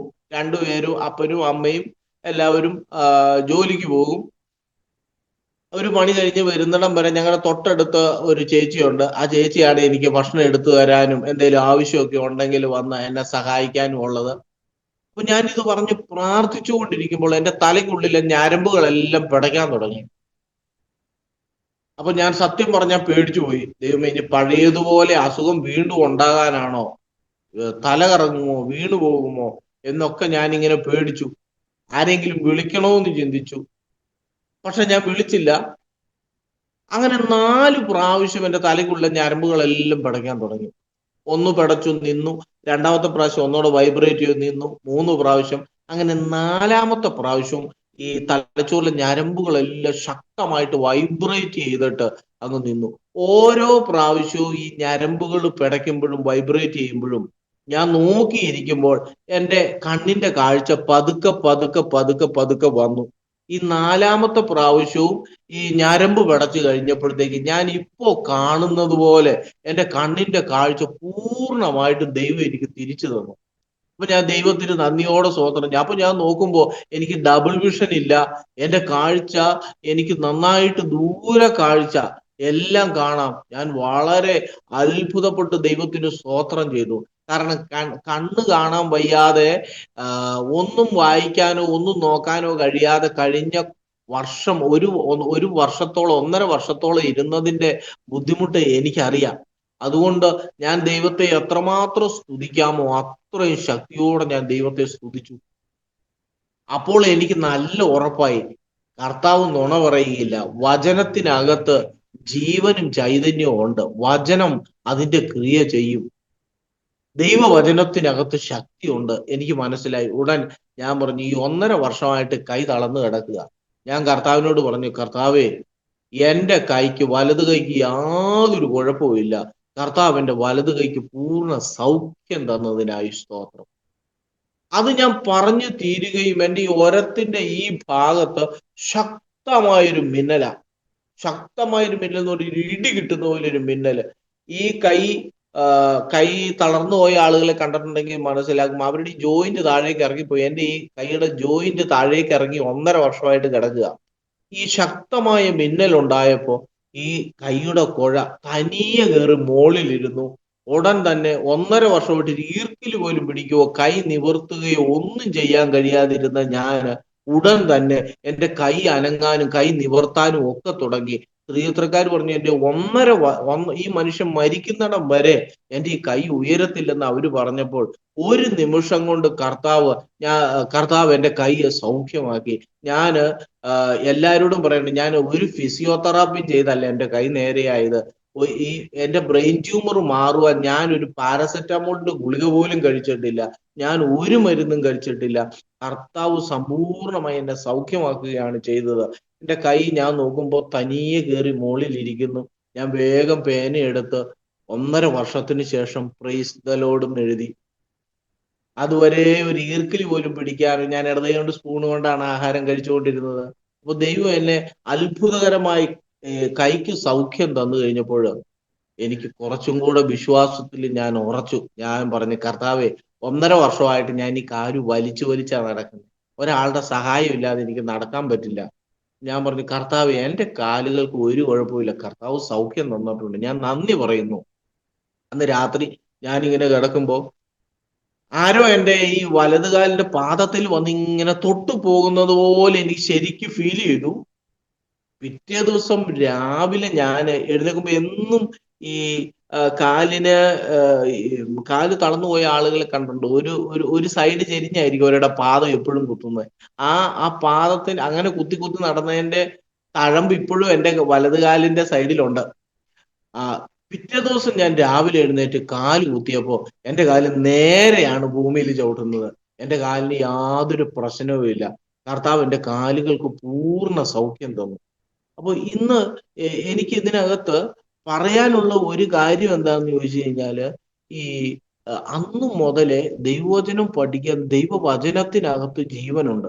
ഞാൻ വിചാരിച്ച സമയത്തൊന്നും കർത്താവ് എനിക്ക് സൗഖ്യം തന്നില്ല. അതിന് ശേഷമാണ് എനിക്ക് മനസ്സിലായത്, അന്ന് കർത്താവ് സൗഖ്യം തന്നിരുന്നെങ്കിൽ ഇന്ന് ഞാൻ ഇങ്ങനെ കാണത്തില്ല.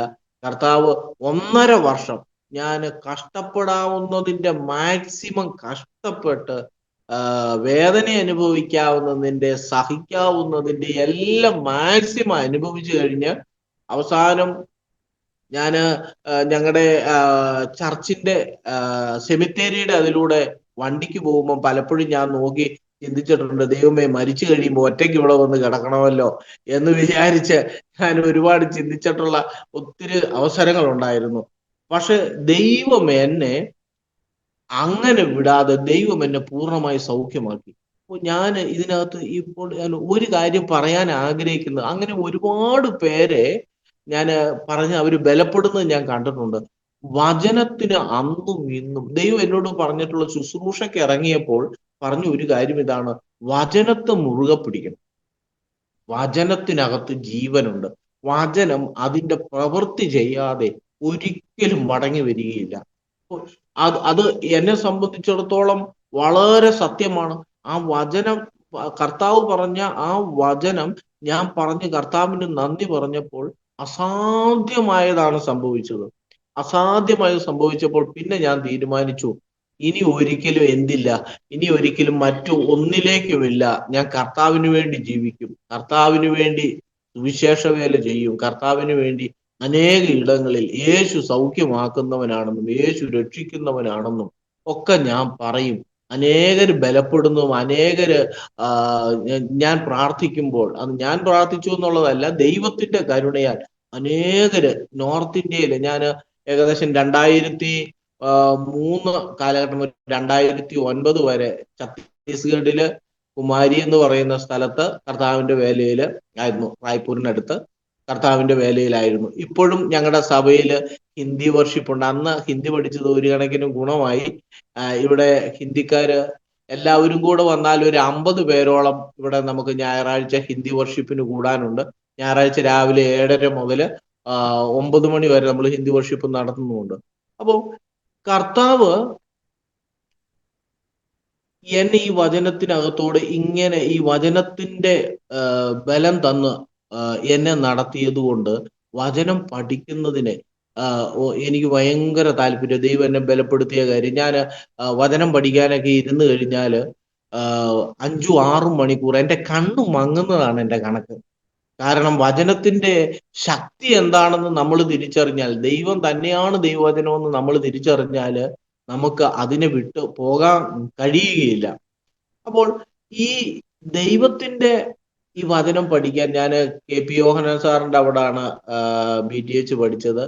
പിന്നെ MDU പഠിച്ചത് റാന്നി എന്ന് പറയുന്ന സ്ഥലത്ത് ഫാദേഴ്സ് ഹൗസ് എന്ന് പറഞ്ഞൊരു തിയോളജിക്കൽ സെമിനാരി ഉണ്ട്.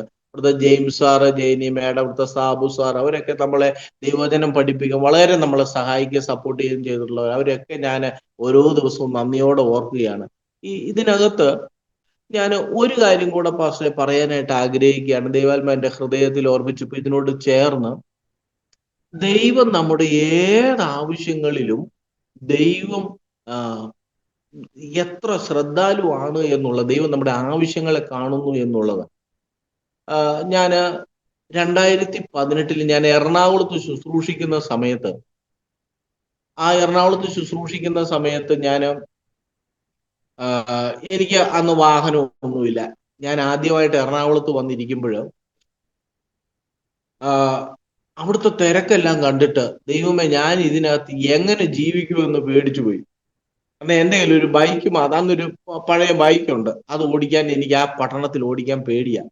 അതുകൊണ്ട് ഞാൻ ദൈവത്തോട് പറഞ്ഞു, കർത്താവേ എനിക്ക് ഒരു വാഹനം ഉണ്ടായിരുന്നെങ്കിൽ നല്ലതായിരുന്നു. ഈ വാഹനമാണ് എനിക്ക് തന്നതെങ്കിലും ഞാൻ അതിനകത്തുനിന്ന് ഫോക്കസ് ചെയ്യാൻ ആഗ്രഹിക്കുന്നത് ദൈവം നമ്മളോട് കാണിക്കുന്ന നമ്മുടെ ആവശ്യങ്ങളിലെ ദൈവം തന്റെ ദൂതനെ അയക്കുന്നു എന്നുള്ളതാണ്. വാസ്തവമായിട്ടൊരു ദൂതനെ ദൈവം അയച്ച ഒരു കാര്യം കൂടെ പറഞ്ഞിട്ട് നിർത്താനാണ് ഞാൻ ആഗ്രഹിക്കുന്നത്. ഞാൻ ഒരു ദിവസം ഏലിയാവിനെ കുറിച്ച്, ഏലിയാവിന്റെ കാക്കയെ കുറിച്ചൊക്കെ ചിന്തിച്ചുകൊണ്ടിരുന്നപ്പോ കതകിൽ ഒരു മുട്ട് കേൾക്കാം. ഒരു മനുഷ്യൻ വന്ന് കതകിൽ മുറ്റത്ത് നിൽക്കുന്നു. പ്രായമുള്ള മനുഷ്യൻ, ഒരു 75-80 വയസ്സ് പ്രായം കാണും. അദ്ദേഹം വന്ന് ചോദിച്ചു, ഇത് ഇവിടുത്തെ പാസ്റ്റർ ആരാണ്? ഞാൻ പറഞ്ഞു, ഞാനാണ് ഇവിടുത്തെ പാസ്റ്റർ എന്ന് പറഞ്ഞു കഴിഞ്ഞപ്പോൾ അദ്ദേഹം എന്നോട് പറഞ്ഞു, ഞാൻ ഈ പട്ടണത്തിലൂടെ കുറെ നേരമായി നടക്കാൻ തുടങ്ങിയത്, എൻ്റെ കയ്യിൽ കുറച്ച് ദശാംശമുണ്ട്, ഞാൻ അത് കൊടുക്കാൻ ഒരു പാസ്റ്റർ നോക്കി നടന്നിട്ട് എങ്ങും കണ്ടില്ല. അദ്ദേഹം ഒരു ആംഗ്ലോ ഇന്ത്യൻ, കുറച്ച് ഇംഗ്ലീഷും കുറച്ച് ഹിന്ദിയും ഒക്കെ ആയിട്ടാണ് നമ്മളോട് സംസാരിക്കുന്നത്. അതുകൊണ്ട് ഞാൻ തിരിച്ച് റൂമിലേക്ക് പോകുമ്പോഴാണ് ഇവിടെ പ്രെയർ ഹാൾ എന്ന് പറഞ്ഞൊരു ഹാള് കണ്ടത്. അതുകൊണ്ട് ഞാൻ ഈ പൈസ തരാൻ വന്നതാണെന്ന് പറഞ്ഞ് ഒരു 4000 രൂപ, ഞാൻ ഇപ്പോഴും ഓർക്കുന്നത്, എൻ്റെ കയ്യിലേക്ക് എടുത്തു വെച്ച് തന്നിട്ട് ഇദ്ദേഹം പോയി. ഇദ്ദേഹത്തോട് ഞാനിങ്ങനെ സ്തംഭിച്ച് നിൽക്കുക, അതുകൊണ്ട് ഇദ്ദേഹത്തോട് ഒന്നും ചോദിച്ചില്ല. 2 ആഴ്ച കഴിഞ്ഞപ്പോൾ ഇതുപോലെ വന്നിട്ട് എനിക്കൊരു 2000 രൂപ കൂടെ തന്നേച്ചു പോയി. പിന്നെ ഒരു മാസത്തോളം കഴിഞ്ഞ് അദ്ദേഹം ഞങ്ങളുടെ ആരാധനയ്ക്ക് വന്നു. ഞാൻ രാവിലെ പ്രാർത്ഥിച്ചുകൊണ്ടിരിക്കുമ്പോൾ എൻ്റെ അടുക്ക വന്നിട്ട് എന്നോട് പറഞ്ഞു, പാസ്റ്റർക്ക് വണ്ടിയില്ല അല്ലേ? ഞാൻ പറഞ്ഞു, ഇല്ല അച്ഛാ, വണ്ടിയില്ല. എന്നാൽ ഒരു കാര്യം ചെയ്യാം, ഞാൻ എൻ്റെ കയ്യിൽ ഒരു 1.5 ലക്ഷം രൂപയേ ഉള്ളൂ പാസ്റ്ററെ, പാസ്റ്റർക്ക് അത് തന്നാൽ മേടിക്കുമോ എന്ന് ചോദിച്ചു. ഞാൻ പറഞ്ഞു, മേടിക്കുമോ അച്ഛാ. ഉടനെ പറഞ്ഞു, എന്നാ ശരി, പാസ്റ്റർക്ക് കൂടുതൽ അതിന് പറ്റുന്ന വണ്ടി ഒരെണ്ണം ഉണ്ടെങ്കിൽ മേടിയില്, ഇല്ല എങ്കിൽ പാസ്റ്റർ ഒരു കാര്യം ചെയ്യും, കുറച്ച് പൈസ കിട്ടിയിട്ട് പാസ്റ്റർ നല്ലത് ഒരെണ്ണം വാങ്ങിച്ചു എന്ന് പറഞ്ഞു. അദ്ദേഹം അങ്ങ് പോയി. 2ാമത്തെ ആഴ്ച വന്നു കഴിഞ്ഞപ്പോൾ ഞാൻ അദ്ദേഹത്തോട് അന്നേരം ആ പേര് ചോദിക്കുന്നത്, കാരണം എനിക്ക് വണ്ടി മേടിക്കാൻ പൈസ തരാമെന്ന് പറഞ്ഞല്ലോ. ഇനിയിപ്പൊ അദ്ദേഹം നമ്മുടെ കയ്യിൽ നിന്ന് പോയാൽ എനിക്ക് വണ്ടി കിട്ടില്ലല്ലോ. അതുകൊണ്ട് ഞാൻ അദ്ദേഹത്തോട് ചാച്ച പേര്, ഒരു പേരിലൊന്നും ഒരു കാര്യമില്ല പാസ്റ്ററെ എന്ന് എന്നോട് പറഞ്ഞു. ഞാൻ പറഞ്ഞു എന്താ വെച്ചാൽ ഞാൻ ഒരു കാര്യം ചെയ്യാം, വണ്ടി നോക്കിയിട്ട് നമ്പർ വിളിച്ചു പറയാം, അപ്പൊ നമ്പർ തരാമെന്ന് ചോദിച്ചു. പാസ്റ്ററെ നമ്പറിന്റെ ഒന്നും ആവശ്യമില്ല, അതെനിക്ക് നമ്പർ തന്നൊന്നുമില്ല, നമ്പറിന്റെ ഒന്നും ആവശ്യമില്ല. പാസ്റ്റർ എപ്പോൾ കൃത്യമായിട്ട് വണ്ടി ശരിയാകുന്നുവോ അന്ന് വൈകുന്നേരം ഞാൻ വരുമെന്ന് പറഞ്ഞു. ഞാൻ പോയി എറണാകുളത്ത് പോയി ഒരു ഷോറൂമിൽ പോയി സെക്കൻഡ് ഹാൻഡ് പ്രീ ഓൺഡ് വണ്ടിയാണ്, അതാണ് എൻ്റെ കയ്യിൽ ഇപ്പോഴും ഇരിക്കുന്നത്. ഞാൻ അവിടെ പോയി അന്നത്തെ സാഹചര്യത്തിന്റെ ഞാൻ പോയി നോക്കി. അവസാനം വണ്ടി കണ്ട് എല്ലാം റെഡിയായി. 1,90,000 രൂപ പറഞ്ഞു വാസേ. അപ്പൊ എന്റെ കയ്യിൽ 1 രൂപ പോലും ഇല്ല. അങ്ങോട്ടും ഇങ്ങോട്ടുമുള്ള വണ്ടിക്കൂലി മാത്രമേ ഉള്ളൂ. ഞാന് അവിടെ നിന്ന് തിരിച്ചു വന്ന് അരമണിക്കൂർ കഴിഞ്ഞപ്പോൾ ഇദ്ദേഹം കയറി വരികയാണ്, കയ്യിൽ 1,50,000 രൂപയും പിടിച്ചുകൊണ്ട്. അദ്ദേഹം വന്ന് എനിക്ക് ഈ 1,50,000 രൂപ കയ്യിൽ തന്നു. എന്നിട്ട് എന്നോട് ചോദിച്ചു, പാസ്റ്ററെ എത്ര രൂപയായി വണ്ടിക്ക്, സത്യം പറയണം. അപ്പൊ ഞാൻ പറഞ്ഞു, അച്ഛാ 1.5 40 കൂടി 1,90, അത് സാരമില്ല, അത് ഞാൻ കണ്ടെത്തിക്കോളാം, അച്ഛൻ പേടിക്കണ്ട എന്ന് പറഞ്ഞു. അദ്ദേഹം പോയിട്ട് ആ 40 കൊണ്ടെത്താൻ എൻ്റെ കയ്യിൽ വണ്ടി മേടിക്കാനുള്ള ഫുള്ള് പൈസയും തന്നു. ഫുള്ള് പൈസ തന്നിട്ട് പിറ്റേ ആഴ്ച ഞായറാഴ്ച ഞാൻ വണ്ടി ഓടിച്ചുകൊണ്ടിരിക്കുക. വണ്ടി കൊണ്ടുപോയിട്ട് കഴിഞ്ഞപ്പോൾ അദ്ദേഹം വന്നു, ഞായറാഴ്ച ആരാധനയ്ക്ക് വന്നു. ആരാധനയ്ക്ക് വന്നതിന് ശേഷം ഞാൻ ഇതിനിടയ്ക്ക് അദ്ദേഹത്തെ 2-3 പ്രാവശ്യം ഭക്ഷണം കഴിക്കാൻ നിർബന്ധിച്ചിട്ടുണ്ട്. അന്നൊന്നും അദ്ദേഹം ഭക്ഷണം കഴിച്ചിട്ടില്ല. ഒറ്റ പ്രാവശ്യം ഒരു ഉരുള ചോറ് തന്നു, അത് തൈര് മാത്രം കൂട്ടി, വേറെ ഒന്നും അദ്ദേഹം കറി കഴിക്കത്തില്ല എന്നാണ് എന്നോട് പറഞ്ഞത്. ഭക്ഷണം അത് മാത്രം കൂട്ടി കഴിച്ചു. എന്നിട്ട് ഈ ഞായറാഴ്ച വണ്ടി മേടിച്ചതിന്റെ ആ ഞായറാഴ്ച അദ്ദേഹം വന്നു. ഞാൻ അദ്ദേഹത്തെ വലിയ സന്തോഷത്തോടെ വിളിച്ചോണ്ട് പോയി ഷെഡിൽ കിടക്കുന്ന വണ്ടി കാണിക്കാൻ വിളിച്ചോണ്ട്, അച്ഛാ ഇതാണ് ഞാൻ പൈസ ഒന്നും മേടിച്ച നമ്മുടെ വണ്ടി. അദ്ദേഹം ആ വണ്ടിയിലേക്ക് നോക്കിയത് പോലുമില്ല. അദ്ദേഹം എന്നോട് പറഞ്ഞു, പാസ്റ്ററെ ദൈവം അനുഗ്രഹിക്കട്ടെ എന്ന് പറഞ്ഞു. അവിടെ ഞാൻ പറഞ്ഞു, എന്നാ അച്ഛനെ റൂമിലേക്ക് ഞാൻ കൊണ്ടുവിടാം, വണ്ടി മേടിച്ചതിന്റെ സന്തോഷം. അദ്ദേഹം പറഞ്ഞു, ഇല്ല പാസ്റ്ററെ എനിക്ക് നടക്കുന്നതാണ് ഇഷ്ടം എന്ന് പറഞ്ഞു. അങ്ങനെ അദ്ദേഹം പോയി. അന്ന് ഇറങ്ങി പോയതാണ്. പിന്നെ അദ്ദേഹത്തിന്റെ നമ്പരും അറിയില്ല, അദ്ദേഹത്തിന്റെ പേരും അറിയില്ല. പിന്നെ അദ്ദേഹം എന്നെ കാണാനും വന്നിട്ടില്ല. ഇതുപോലെ അനേക അത്ഭുതങ്ങൾ ദൈവം എൻ്റെ ജീവിതത്തിൽ ചെയ്തിട്ടുണ്ട്. അനേക അത്ഭുതങ്ങൾ. ഇത് ഞാൻ 1-2 സാക്ഷിയൊക്കെ പറഞ്ഞപ്പോ അവര് പറഞ്ഞു, ഇത് വാസ്തവത്തിൽ ദൂതൻ തന്നെയാണ്, നമ്മുടെ ആവശ്യങ്ങളിൽ ദൈവം അയക്കുന്ന ദൂതന്മാരാണ് ഞങ്ങള് എന്ന് പറഞ്ഞു. അപ്പൊ ഞാൻ ഇപ്പോൾ ഇപ്പൊ ഞാൻ MTH പഠിച്ചുകൊണ്ടിരിക്കുന്നു. കോഴ്സ് കഴിയാറായി. പിന്നെ എനിക്ക് ദൈവവചനത്തോട് ഭയങ്കര സ്നേഹവും ആദരവും ഒക്കെ ആയതുകൊണ്ട് ദൈവവചനം പഠിക്കുന്നതിന് എനിക്ക് ഭയങ്കര ഇഷ്ടമുള്ള കാര്യമാണ്, ദൈവവചനം പഠിപ്പിക്കുന്നതിനും. അങ്ങനെ ഞാൻ ഇരുന്ന സമയത്താണ് തിരുവല്ലയിലുള്ള ഫിലിപ്പ് കെ വി എന്ന് പറയുന്ന ഒരു സാറുണ്ട്. അദ്ദേഹം ഒരു പാസ്റ്ററാണ്. അദ്ദേഹം നെടുങ്കണ്ടത്തൊരു ബൈബിൾ സ്കൂള്, ഒരു ബൈബിൾ ട്രെയിനിങ് സെന്റർ തുടങ്ങിയിട്ടുണ്ട്. നമ്മുടെ കാഴ്ചപ്പാടെന്ന് പറയുന്നത് പാസ്റ്ററെ, അത് നമ്മൾ തികച്ചും ഫ്രീ ആയിട്ടാണ് പഠിപ്പിക്കുന്നത്. ദൈവവചന ശുശ്രൂഷ ചെയ്യാനും വചനം പഠിക്കാനും താല്പര്യമുള്ളവരും വേല ചെയ്യാൻ താല്പര്യമുള്ളവരും, എന്നാൽ പോയി നിന്നോ അല്ലെങ്കിൽ അതിന്റെ സമയം കഴിഞ്ഞു പോയോ ആളുകളൊക്കെ ഒരുപാടുണ്ട് ഈ നാട്ടില്. അവർക്ക് ഒരു അവസരം ഇല്ലാതിരിക്കുന്നവർക്ക് ഒരവസരം കൊടുക്കാനായിട്ട് ഇങ്ങനെ ദൈവം ഒരു കൃപ ഇപ്പൊ ചെയ്തു. ഏകദേശം ഒരു 30 പേരോളം അവിടെ ദൈവവചനം പഠിക്കുന്നുണ്ട്, വളരെ താല്പര്യമുള്ള ആളുകൾ. നമ്മുടെ ഇടുക്കി ഡിസ്ട്രിക്റ്റിന്റെ അവസ്ഥയൊക്കെ അനുസരിച്ച് നമ്മൾ ശുശ്രൂഷകന്മാർ വരാനും നിൽക്കാനും ഒക്കെ വളരെ വലിയ താല്പര്യമില്ലാത്ത ഒരു സാഹചര്യമാണ് ഞാൻ കണ്ടിട്ടുള്ളത്. കാരണം ഇവിടെ നമുക്ക് പല ഘടകങ്ങളും നമ്മൾ ടൗണിൽ വെച്ച് നോക്കും. എറണാകുളം പോലെ ടൗണിൽ ജീവിച്ച എനിക്കറിയാം അതും ഇതും തമ്മിലുള്ള അന്തരം. അതുകൊണ്ട് അങ്ങനെ ശുശ്രൂഷകൾക്കായി ദൈവജനത്തെ ഒരുക്കുക എന്നുള്ളൊരു ശുശ്രൂഷയും ഇപ്പോൾ ദൈവം സഹായിച്ച് ചെയ്തുകൊണ്ടിരിക്കുന്നുണ്ട്. എനിക്ക് എൻ്റെ ഈ സാക്ഷ്യം കേൾക്കുന്നവരോട് 2 കാര്യമാണ് പറയാനുള്ളത്. ഒന്ന്, ദൈവവചനം ഒരിക്കലും പരാജയപ്പെടില്ല. എന്റെയും നിങ്ങളുടെയും സമയത്തിനനുസരിച്ച് അത് നടന്നില്ലെങ്കിലും നിശ്ചയമായിട്ടും അതിനെ മുറുകെ പിടിച്ചാൽ ആ തിരുവചനം അതിന്റെ പ്രവൃത്തി ചെയ്യും. 2, കർത്താവിന് വേണ്ടി ജീവിതം ഫുള്ള് കൊടുക്കുക. നമ്മുടെ സമയം മുഴുവനും നമ്മൾ നമ്മുടേതല്ല, നമ്മൾ കർത്താവിൻ്റെതാണ് എന്നുള്ള ബോധ്യത്തിൽ നമ്മൾ ജീവിച്ചാൽ നമ്മൾ ഒരിക്കലും പരാജയപ്പെടില്ല. എത്രമാത്രം പ്രതിസന്ധി ഉണ്ടായാലും ശരി പരാജയപ്പെടില്ല എന്നാണ് എനിക്ക് പറയാനുള്ളത്. പ്രത്യേകിച്ച് ഞാൻ ഒരു കാര്യം കൂടെ പറഞ്ഞോട്ടെ. അതിന് എനിക്ക് എത്ര നന്ദി പറഞ്ഞാലും മതിയാവില്ല. ആസാദി ടിവിയോടും പിന്നിപ്പാസോടുമുള്ള നന്ദി എത്ര പറഞ്ഞാലും മതിയാവില്ല. കാരണം എന്നെ സംബന്ധിച്ചിടത്തോളം ആദ്യമായിട്ടാണ് ഞാൻ ഇങ്ങനെ ഒരു TV ചാനലിൽ നമ്മൾ സാക്ഷ്യം പറയാൻ ദൈവം അവസരം ഒരുക്കുന്നത്. അതും ഞാൻ ചാനലൊക്കെ അരിച്ചു പറക്കി നോക്കി സബ്സ്ക്രൈബ് ചെയ്തിട്ടുണ്ട്. എല്ലാ വീഡിയോയ്ക്കും ഞാൻ ലൈക്ക് ചെയ്തിട്ടുണ്ട്. മിക്കവാറും ഇപ്പൊ ഈ കഴിഞ്ഞ ദിവസങ്ങളിൽ ഞാൻ പ്രത്യേകമായിട്ട് കുറച്ച് കേൾക്കുകയും ചെയ്തിട്ടുണ്ട്. ഇനി എല്ലാ വീഡിയോയും ഞാൻ കാണുകയും ചെയ്യും. കാരണം ഇപ്പോഴാണ് വാസ്തവത്തിൽ അതിൽ ഒന്ന് രണ്ട് പേരുടെ അനുഭവങ്ങളൊക്കെ കേട്ടപ്പോഴാണ് ശരിക്കും ഈ നമ്മുടെ ഈ TV ചാനലുകൾ കൊണ്ട് അനേകർക്ക് ദോഷവും ദൈവരാജ്യത്തിന് ദുഷ്കീർത്തിയും ഉണ്ടാക്കുന്നവരുടെ ഇടയിൽ നമ്മുടെ TV ചാനലില് എപ്പോഴും വേറിട്ട് നിൽക്കുന്നതും ദൈവത്തെ മഹത്വീകരിക്കുന്നതും എത്ര വലിയതാണ് എന്നുള്ള കാര്യം വ്യക്തമായിട്ട് ഇത് കാണുന്ന ആളുകൾക്ക് മനസ്സിലാകും. ഞാൻ ഇനിയിപ്പോ എൻ്റെ ഒരുപാട് സുഹൃത്തുക്കൾ അവരോടെല്ലാം ഞാൻ പറഞ്ഞിട്ടുണ്ട്, ഇങ്ങനെ ആസാദി TVയിൽ ഞാൻ സാക്ഷ്യം പറയുന്നുണ്ട്, ഇങ്ങനെ ആസാദി TV ഉണ്ട്. മിക്കവാറും പേർക്കൊക്കെ അറിയാം. അപ്പോൾ എനിക്ക് ഇങ്ങനെ ഒരു അവസരം തന്നതിന് പ്രിയ ദൈവദാസനോടും കുടുംബത്തോടും ഈ ആസാദി TVയോടുമുള്ള നന്ദിയെ ഞാൻ അറിയിക്കുന്നു. ദൈവം ധാരാളമായിട്ട് ഈ ചാനലിനെ അനുഗ്രഹിക്കട്ടെ, TV അനുഗ്രഹിക്കട്ടെ, ദൈവദാസനെ കുടുംബത്തെ അനുഗ്രഹിക്കട്ടെ. വാസ്തവത്തിൽ ഞാൻ എപ്പോഴും എല്ലായിടത്തും പ്രാർത്ഥിക്കുമ്പോഴും പ്രാർത്ഥിക്കുന്ന ഒരു വാചകം കൂടെ പറഞ്ഞു നിർത്താൻ ഞാൻ ആഗ്രഹിക്കുകയാണ്.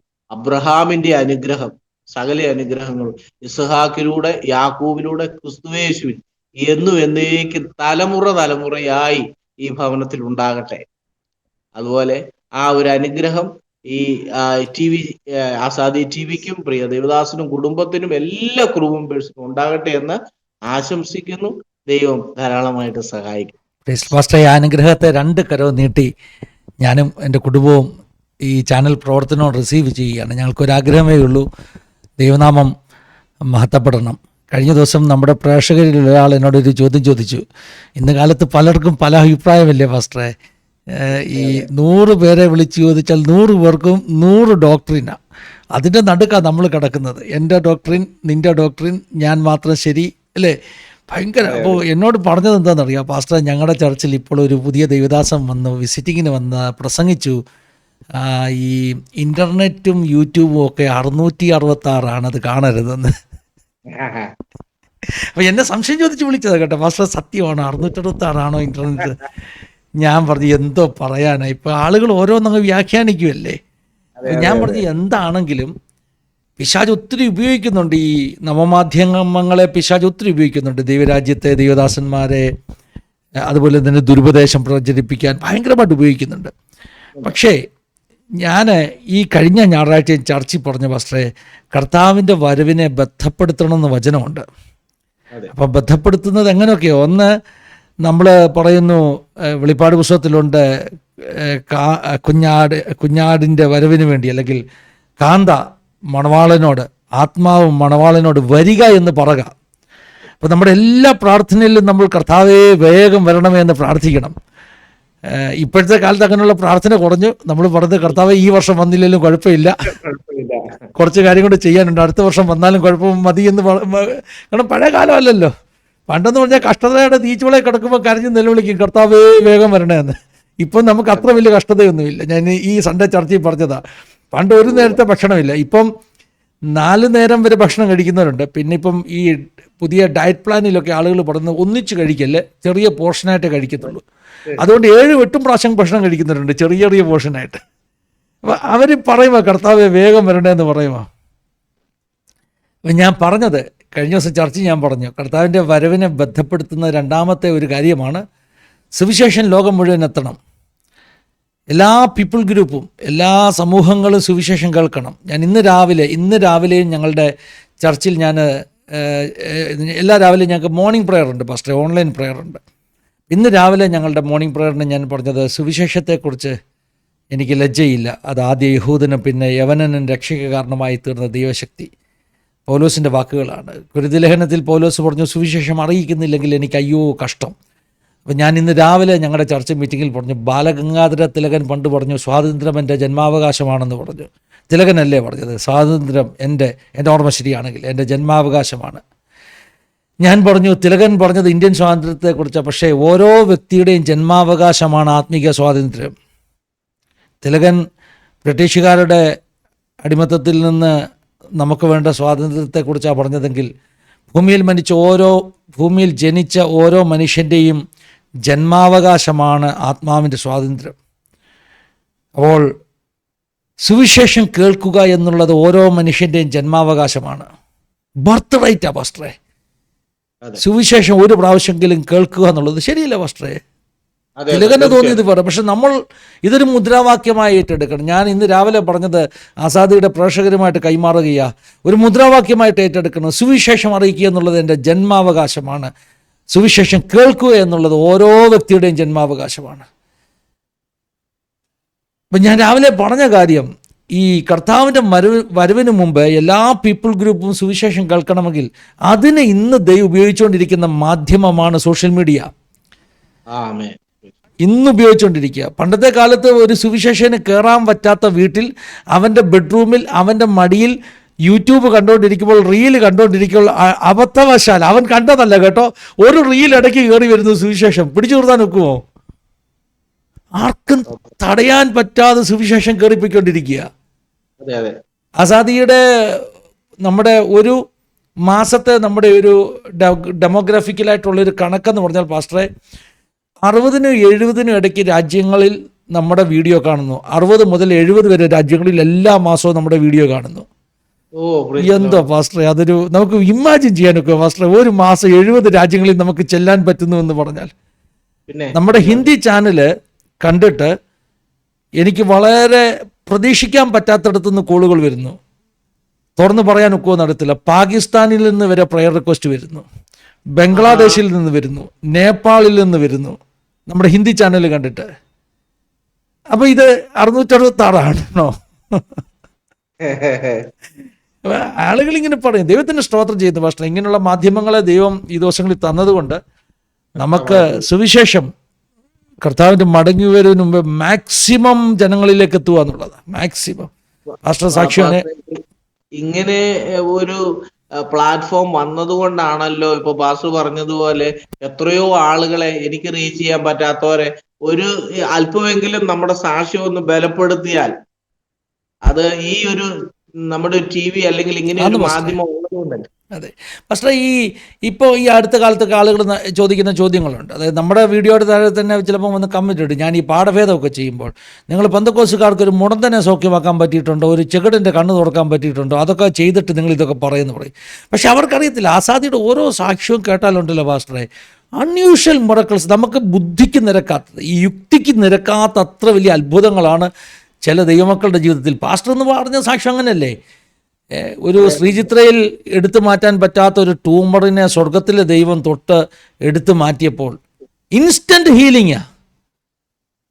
ഞാൻ സത്യം പറയാം പാസ്റ്റർ സാക്ഷ്യം പറഞ്ഞപ്പോഴേ, അതായത് കൈ മൂവ് ചെയ്യാൻ പറ്റാതിരിക്കുന്നു, ദൈവം തൊട്ടു സൗഖ്യമാക്കി എന്നൊക്കെ പറഞ്ഞപ്പോൾ എൻ്റെ മനസ്സിൽ വന്ന ചിന്ത, പാസ്റ്റർ എത്ര നാള് ഈ കൈ ഇങ്ങനെ അനങ്ങാതിരുന്നു? 1.5 വർഷം കൈ അനങ്ങാതിരുന്നാൽ സ്വാഭാവികമായിട്ടും കൈയുടെ മസിൽസ് എല്ലാം വീക്കാകും. പിന്നെ ഒത്തിരി മാസങ്ങൾ ഫിസിയോതെറാപ്പി ചെയ്തെങ്കിലേ കൈ നൂരത്തുള്ളൂ, അനങ്ങത്തുള്ളൂ. ഒന്നും വേണ്ട, 1.5 വർഷം വേണ്ട, 1.5 മാസം നമ്മുടെ കൈ ഒടിഞ്ഞൊന്ന് പ്ലാസ്റ്റർ ഇട്ടാൽ ഈ കൈയുടെ പ്രോപ്പർ ഉപയോഗം പോകും. പിന്നെ ഒത്തിരി ഫിസിയോതെറാപ്പി ചെയ്തിട്ടാണ് നമ്മൾ കൈ അനക്കുന്നത്. ഞാനൊരു 1.5 മാസം എൻ്റെ കൈ ഫുൾ പ്ലാസ്റ്ററിൽ ഇട്ടതാ. എനിക്കറിയാം ഈ അടുത്ത് കൈ 1.5 മാസം പ്ലാസ്റ്ററിൽ കിടന്നതാണ്. അപ്പം ഇത് പിന്നെ പ്ലാസ്റ്റർ എടുത്ത് കഴിയുമ്പോഴേ ആ ഷേപ്പിൽ തന്നെ ഇങ്ങനെ ഇരിക്കും, വളരെ ചെറുതായിട്ട് ഇങ്ങനെ ദൂരത്തുള്ളൂ. പിന്നെ എത്ര നാള് നമ്മുടെ നാടൻ പ്രയോഗം എന്താ, ഈ കോഴിനെയ്യൊക്കെ ഇട്ട് തിരുമി, ഇതിന് അന്നത്തെ കാലത്ത് കേട്ടോ, ചെറുപ്പത്തിൽ ക്രിക്കറ്റ് കളിച്ച് വീണതാ, കോഴിനെയ്യൊക്കെ പുരട്ടി തിരുമിയാണ് ഈ സാധനം ഒന്ന് നൂർത്തെടുത്തത്. പക്ഷെ 1.5 വർഷം ചലിക്കാതിരുന്ന കൈ ഇൻസ്റ്റൻ്റായിട്ട് ഹീലി ആയിട്ടുണ്ടെങ്കിൽ അത് വെറും രോഗശാന്തിയല്ല, അതൊരു വീര്യപ്രവൃത്തിയാണ്. രോഗശാന്തി വേറെ, വീര്യപ്രവൃത്തി വേറെ. ഈ കൃപാവരങ്ങളിൽ രോഗശാന്തിയുമുണ്ട്, വീര്യപ്രവൃത്തിയുമുണ്ട്. അതെ അപ്പോൾ വീര്യപ്രവൃത്തി എന്ന് പറഞ്ഞാൽ നമ്മുടെ യുക്തിക്ക് നിരക്കാത്ത ഹീലിംഗ് ഉണ്ടാകുക, വിടുതലുണ്ടാകുക, ട്യൂമർ അപ്രത്യക്ഷമാകുക. ഇന്നും പെന്തക്കോസ്റ്റിൽ ഇത് നടക്കുന്നു. അപ്പം നമ്മുടെ ചാനലുകൾ കൊണ്ടുള്ളൊരു ഗുണം, പെന്തക്കോസ്ത് എന്ന് പറഞ്ഞാൽ എന്താണെന്നുള്ളത് ജനം അറിയുന്നു. നമ്മൾ ഈ കേൾക്കുന്ന അടിയും പിടിയും വഴക്കും ഈ മറ്റ് മാധ്യമങ്ങളിൽ കേൾക്കുന്നതല്ല പെന്തക്കോസ്ത്. പെന്തക്കോസ്തിൻ്റെ അകത്ത് ഇന്നും യേശു ഇറങ്ങി ജനത്തെ തൊടുന്നു. യഥാർത്ഥ പെന്തക്കോസ്ത് എന്താണ്, യഥാർത്ഥ പെന്തക്കോസ്തുകാരാരാണെന്നുള്ളത് നമുക്ക് പുറത്തു വരാൻ കൊണ്ടുവരാൻ പറ്റുന്നു. അതാണ് നമ്മുടെ ഈ മാധ്യമത്തിൻ്റെ ഒരു അനുഗ്രഹം എന്ന് പറയുന്നത്. നമ്മൾ എപ്പോഴും നല്ലതേ പറയത്തുള്ളൂ പാസ്റ്ററെ. മോശം പറയാൻ ഒത്തിരി പേരുള്ളപ്പോൾ നല്ലത് പറയാൻ നമ്മൾ ഉപയോഗിക്കുന്നു. ദൈവത്തിൻ്റെ സ്തോത്രം, ദൈവത്തിൻ്റെ സ്തോത്രം. എന്തായാലും മന്ത്രവാദിയൊക്കെ ആകാനാണ് തുടങ്ങിയതല്ലേ? അതെ അതെ അതെ അതെ. യുക്തിവാദം, മന്ത്രവാദം, അവിടുന്ന് മന്ത്രവാദം. പിന്നെ അത് മുന്നോട്ട് കൊണ്ടുപോകാൻ പറ്റിയില്ല, കാരണം അന്തരമാണ് ഈ അനർത്ഥങ്ങളൊക്കെ വരുന്നത്. അതുകൊണ്ടാണ്. പിന്നെ പാസ്റ്ററെ ഒരു കാര്യം കൂടെ ഞാൻ പറയാം, ഇടയ്ക്ക് ഞാൻ ഓർത്തപ്പോ പറയാം. എന്റെ ഈ കാലും കൈയും ഇതെല്ലാം സൗഖ്യമായതിനു ശേഷമേ എനിക്കിപ്പോ എല്ലാം ചെയ്യാം. ഞാൻ വണ്ടി ഓടിക്കുന്നുണ്ടല്ലോ, എന്റെ കാല് ഒന്നും പ്രശ്നമില്ല. മരത്തെ കയറുന്നുണ്ട്, കയറണമെങ്കിൽ കയറാം, അതൊന്നും പ്രശ്നമില്ല. പക്ഷെ ഉപവാസമൊക്കെ ഇരുന്ന് കുറച്ചധികം ദൂരമൊക്കെ നടന്നു കഴിയുമ്പോൾ എന്റെ ഈ കാലിന് വേറെ ആരോഗ്യപരമായ പ്രശ്നമൊന്നുമില്ല, പക്ഷെ കാണുന്നവർക്ക് ഒരു ചെറിയ ചട്ട് പോലെ തോന്നും. അപ്പൊ അങ്ങനെ തോന്നി അവനോട് പലരും ചോദിച്ചപ്പോ ഞാൻ ദൈവത്തോട് ചോദിച്ച ഒരു കാര്യം അതാണ്, ദൈവമേ എന്നായാലും ഇത്രയും സൗഖ്യമാക്കി, പിന്നെ ഈ ചെറിയ ചട്ടാ വരുന്നത് അതോടെ മാറ്റിയായിരുന്നെങ്കിൽ നല്ലതായിരുന്നല്ലോ എന്ന് പറഞ്ഞപ്പോ ദൈവാത്മാവ് എന്നോട് പറഞ്ഞ ഒരു കാര്യം ഇതാണ്. ദൈവാത്മാവ് എന്റെ പേര് വിളിച്ച് അഡ്രസ് ചെയ്ത് എന്നോട് പറഞ്ഞ ഒരു കാര്യം ഇതാണ്, സിബി, മനുഷ്യര് ഉപകാരങ്ങൾ പെട്ടെന്ന് മറന്നു പോകും. മനുഷ്യരുടെ സ്വഭാവം അതാ.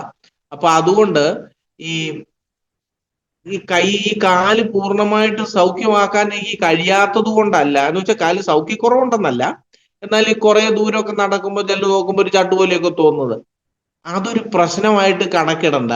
അത് ഞാനായിട്ട് അവിടെ വെച്ചേക്കുന്നതാണ്. കാരണം ഇടയ്ക്കിടയ്ക്ക് ആളുകൾ നിന്നോട് ചോദിക്കും, അത് പാസ് കാലിൽ എന്തോ പറ്റിയത് ചോദിക്കും.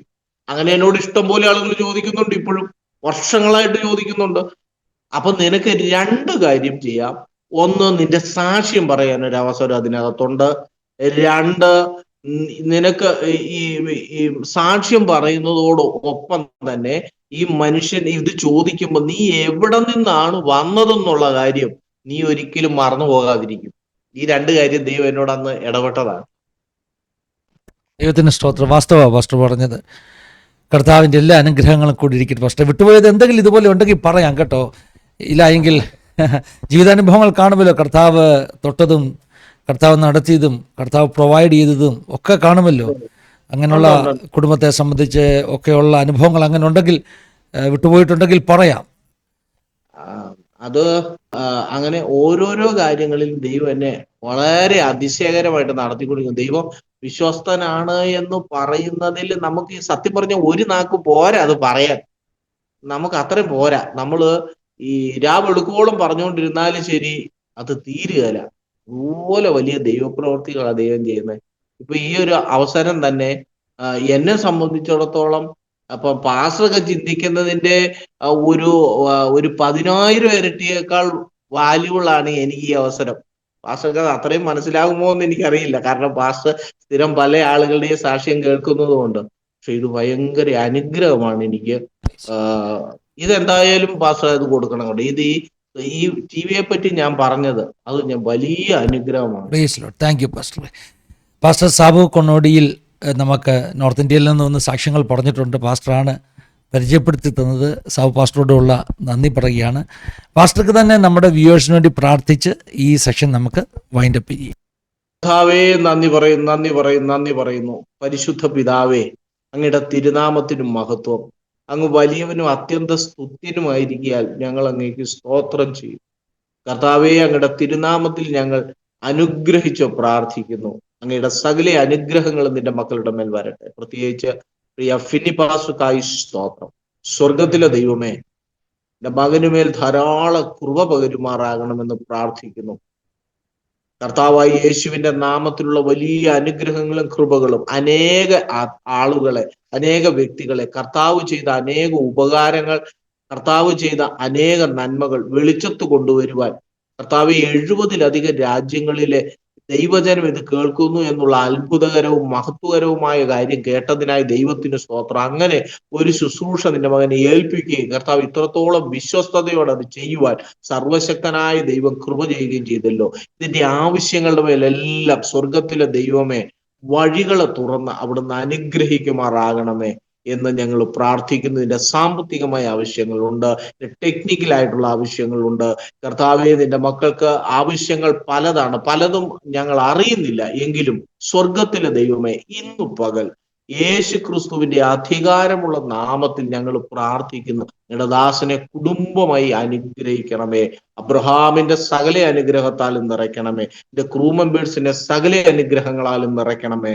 പ്രത്യേകിച്ച് ഈ വീഡിയോ കാണുന്ന കർത്താവെ എല്ലാ പ്രിയപ്പെട്ടവരെ അങ്ങയുടെ തൃക്കരങ്ങളിൽ സമർപ്പിക്കുന്നു. കർത്താവെ, അടിയൻ പറഞ്ഞ സാക്ഷ്യം അടിയന്റേതല്ല, കർത്താവ് പറഞ്ഞതുപോലെ, കർത്താവ് പിതാവിൽ നിന്ന് കേട്ടു പറഞ്ഞതുപോലെ കർത്താവായി യേശു ചെയ്ത ഉപകാരത്തെ അടിയൻ സാക്ഷീകരിച്ചു.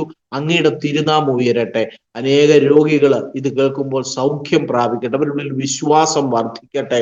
കർത്താവായി യേശുവിന്റെ നാമത്തിൽ അവര് രോഗസൗഖ്യം പ്രാപിച്ച് പൈശാചികമായ ബന്ധനങ്ങളിൽ നിന്ന് വിടുതൽ പ്രാപിച്ച് കർത്താവിന്റെ തിരുനാമത്തിൽ അനുഗ്രഹിക്കപ്പെടേണ്ടതിന് പിതാവിന്റെയും പുത്രന്റെയും പരിശുദ്ധാത്മാവിന്റെയും നാമത്തിൽ അനുഗ്രഹിച്ചു പ്രാർത്ഥിക്കുന്നു. ദാസനെ കുടുംബമായി മെമ്പേഴ്സിനെയും വ്യൂവേഴ്സിനെയും ഒരിക്കൽ കൂടെ യേശു ക്രിസ്തുവിന്റെ നാമത്തിൽ അനുഗ്രഹിച്ചു പ്രാർത്ഥിക്കുന്നു. സകല അനുഗ്രഹങ്ങളും വരട്ടെ. അബ്രഹാമിന്റെ അനുഗ്രഹം ഇസഹാക്കിലൂടെ, യാക്കോബിലൂടെ, ക്രിസ്തുവേ യേശുവിൽ എന്നുവെന്നേക്കും തലമുറയായി നിന്റെ മക്കളുടെ മേലുണ്ടാകട്ടെ. അനുഗ്രഹമാകട്ടെ, അനേകർക്ക് അനുഗ്രഹത്തിന് കാരണമായി തീരട്ടെ. ഈ സാക്ഷ്യ ലോകമെങ്ങും കർത്താവിന്റെ മഹത്വത്തിനും, കർത്താവെ ഈ TV ആസാദി TV അങ്ങയുടെ മഹത്വത്തിനും അങ്ങയുടെ വലിയ പുകഴ്ചയ്ക്കും കാരണമാകട്ടെ. വലിയ വലിയ ഉയരങ്ങൾ കീഴടക്കുവാൻ കർത്താവെ സകല ദൈവജനവും സബ്സ്ക്രൈബ് ചെയ്ത് ഈ ദൈവിക സാക്ഷ്യങ്ങൾ കേട്ട് ബലപ്പെടുവാൻ ഇത് മുഖാന്തരം ഇടയാക്കണമേ എന്നും അടിയന് ഒരു അവസരം തന്നതിനായി സ്തോത്രം. പ്രാർത്ഥന കേട്ടതിനായി സ്തോത്രം. യേശുവിൻ നാമത്തിൽ തന്നെ ആമേൻ, ആമേൻ, ആമേൻ, ആമേൻ. പിതാവ്, പുത്ര, പരിശുദ്ധാത്മാവാകുന്ന ത്രിയേക ദൈവത്തിന്റെ കൂട്ടായ്മ, സഹവാസ കാവൽ നമ്മെല്ലാവരുടെ മേലും, പ്രത്യേകമായി നമ്മുടെ നടുവിൽ കടന്നു വന്ന ജീവിതാനുഭവങ്ങൾ പങ്കുവച്ച പ്രിയപ്പെട്ട അസീഫ് പാസ്റ്റർ മേൽ, തന്റെ ശുശ്രൂഷകളുടെ മേൽ ഇന്നു മുതൽ എപ്പോഴും എന്നേക്കും ഉണ്ടായിരിക്കുമാറാകട്ടെ. ആമേൻ. ഒത്തിരി നന്ദി പാസ്റ്റർ. ഇത്ര ഞങ്ങളോടൊപ്പം സമയങ്ങൾ വിനിയോഗിച്ചതിൽ അനുഗ്രഹിക്കപ്പെട്ട സാക്ഷിയാണ് നമ്മൾ കേട്ടത്. സൂപ്പർ നാച്ചുറൽ എന്ന് പറയാം. ഒരു മനുഷ്യൻ്റെ സഹായമില്ലാതെ, വൈദ്യശാസ്ത്രത്തിൻ്റെ സഹായമില്ലാതെ ട്യൂമർ അപ്രത്യക്ഷമായി. അത് ശരീരത്തിൽ, അത് ഫിസിക്കൽ ഹീലിംഗ് ആയിട്ട് വെളിപ്പെട്ടു. യേശു ഇന്നും അത്ഭുതങ്ങൾ ചെയ്യുന്നു. യുക്തിക്ക് നിരക്കാത്ത അത്ര വലിയ അത്ഭുതങ്ങൾ യേശുവിന് മാത്രമേ ചെയ്യാൻ കഴിയത്തുള്ളൂ. അത് സയൻസ് കൊണ്ടോ യുക്തിചിന്ത കൊണ്ടോ എക്സ്പ്ലെയിൻ ചെയ്യാൻ പറ്റത്തില്ല. കാരണം അത് യുക്തിക്കപ്പുറമായിട്ട് പ്രവർത്തിക്കുന്ന ദൈവത്തിൻ്റെ പ്രവൃത്തി. ദൈവം എല്ലാവരെയും സഹായിക്കട്ടെ, അനുഗ്രഹിക്കട്ടെ. God bless you all. Have A wonderful time. Thank you for watching. Thank you. God bless you.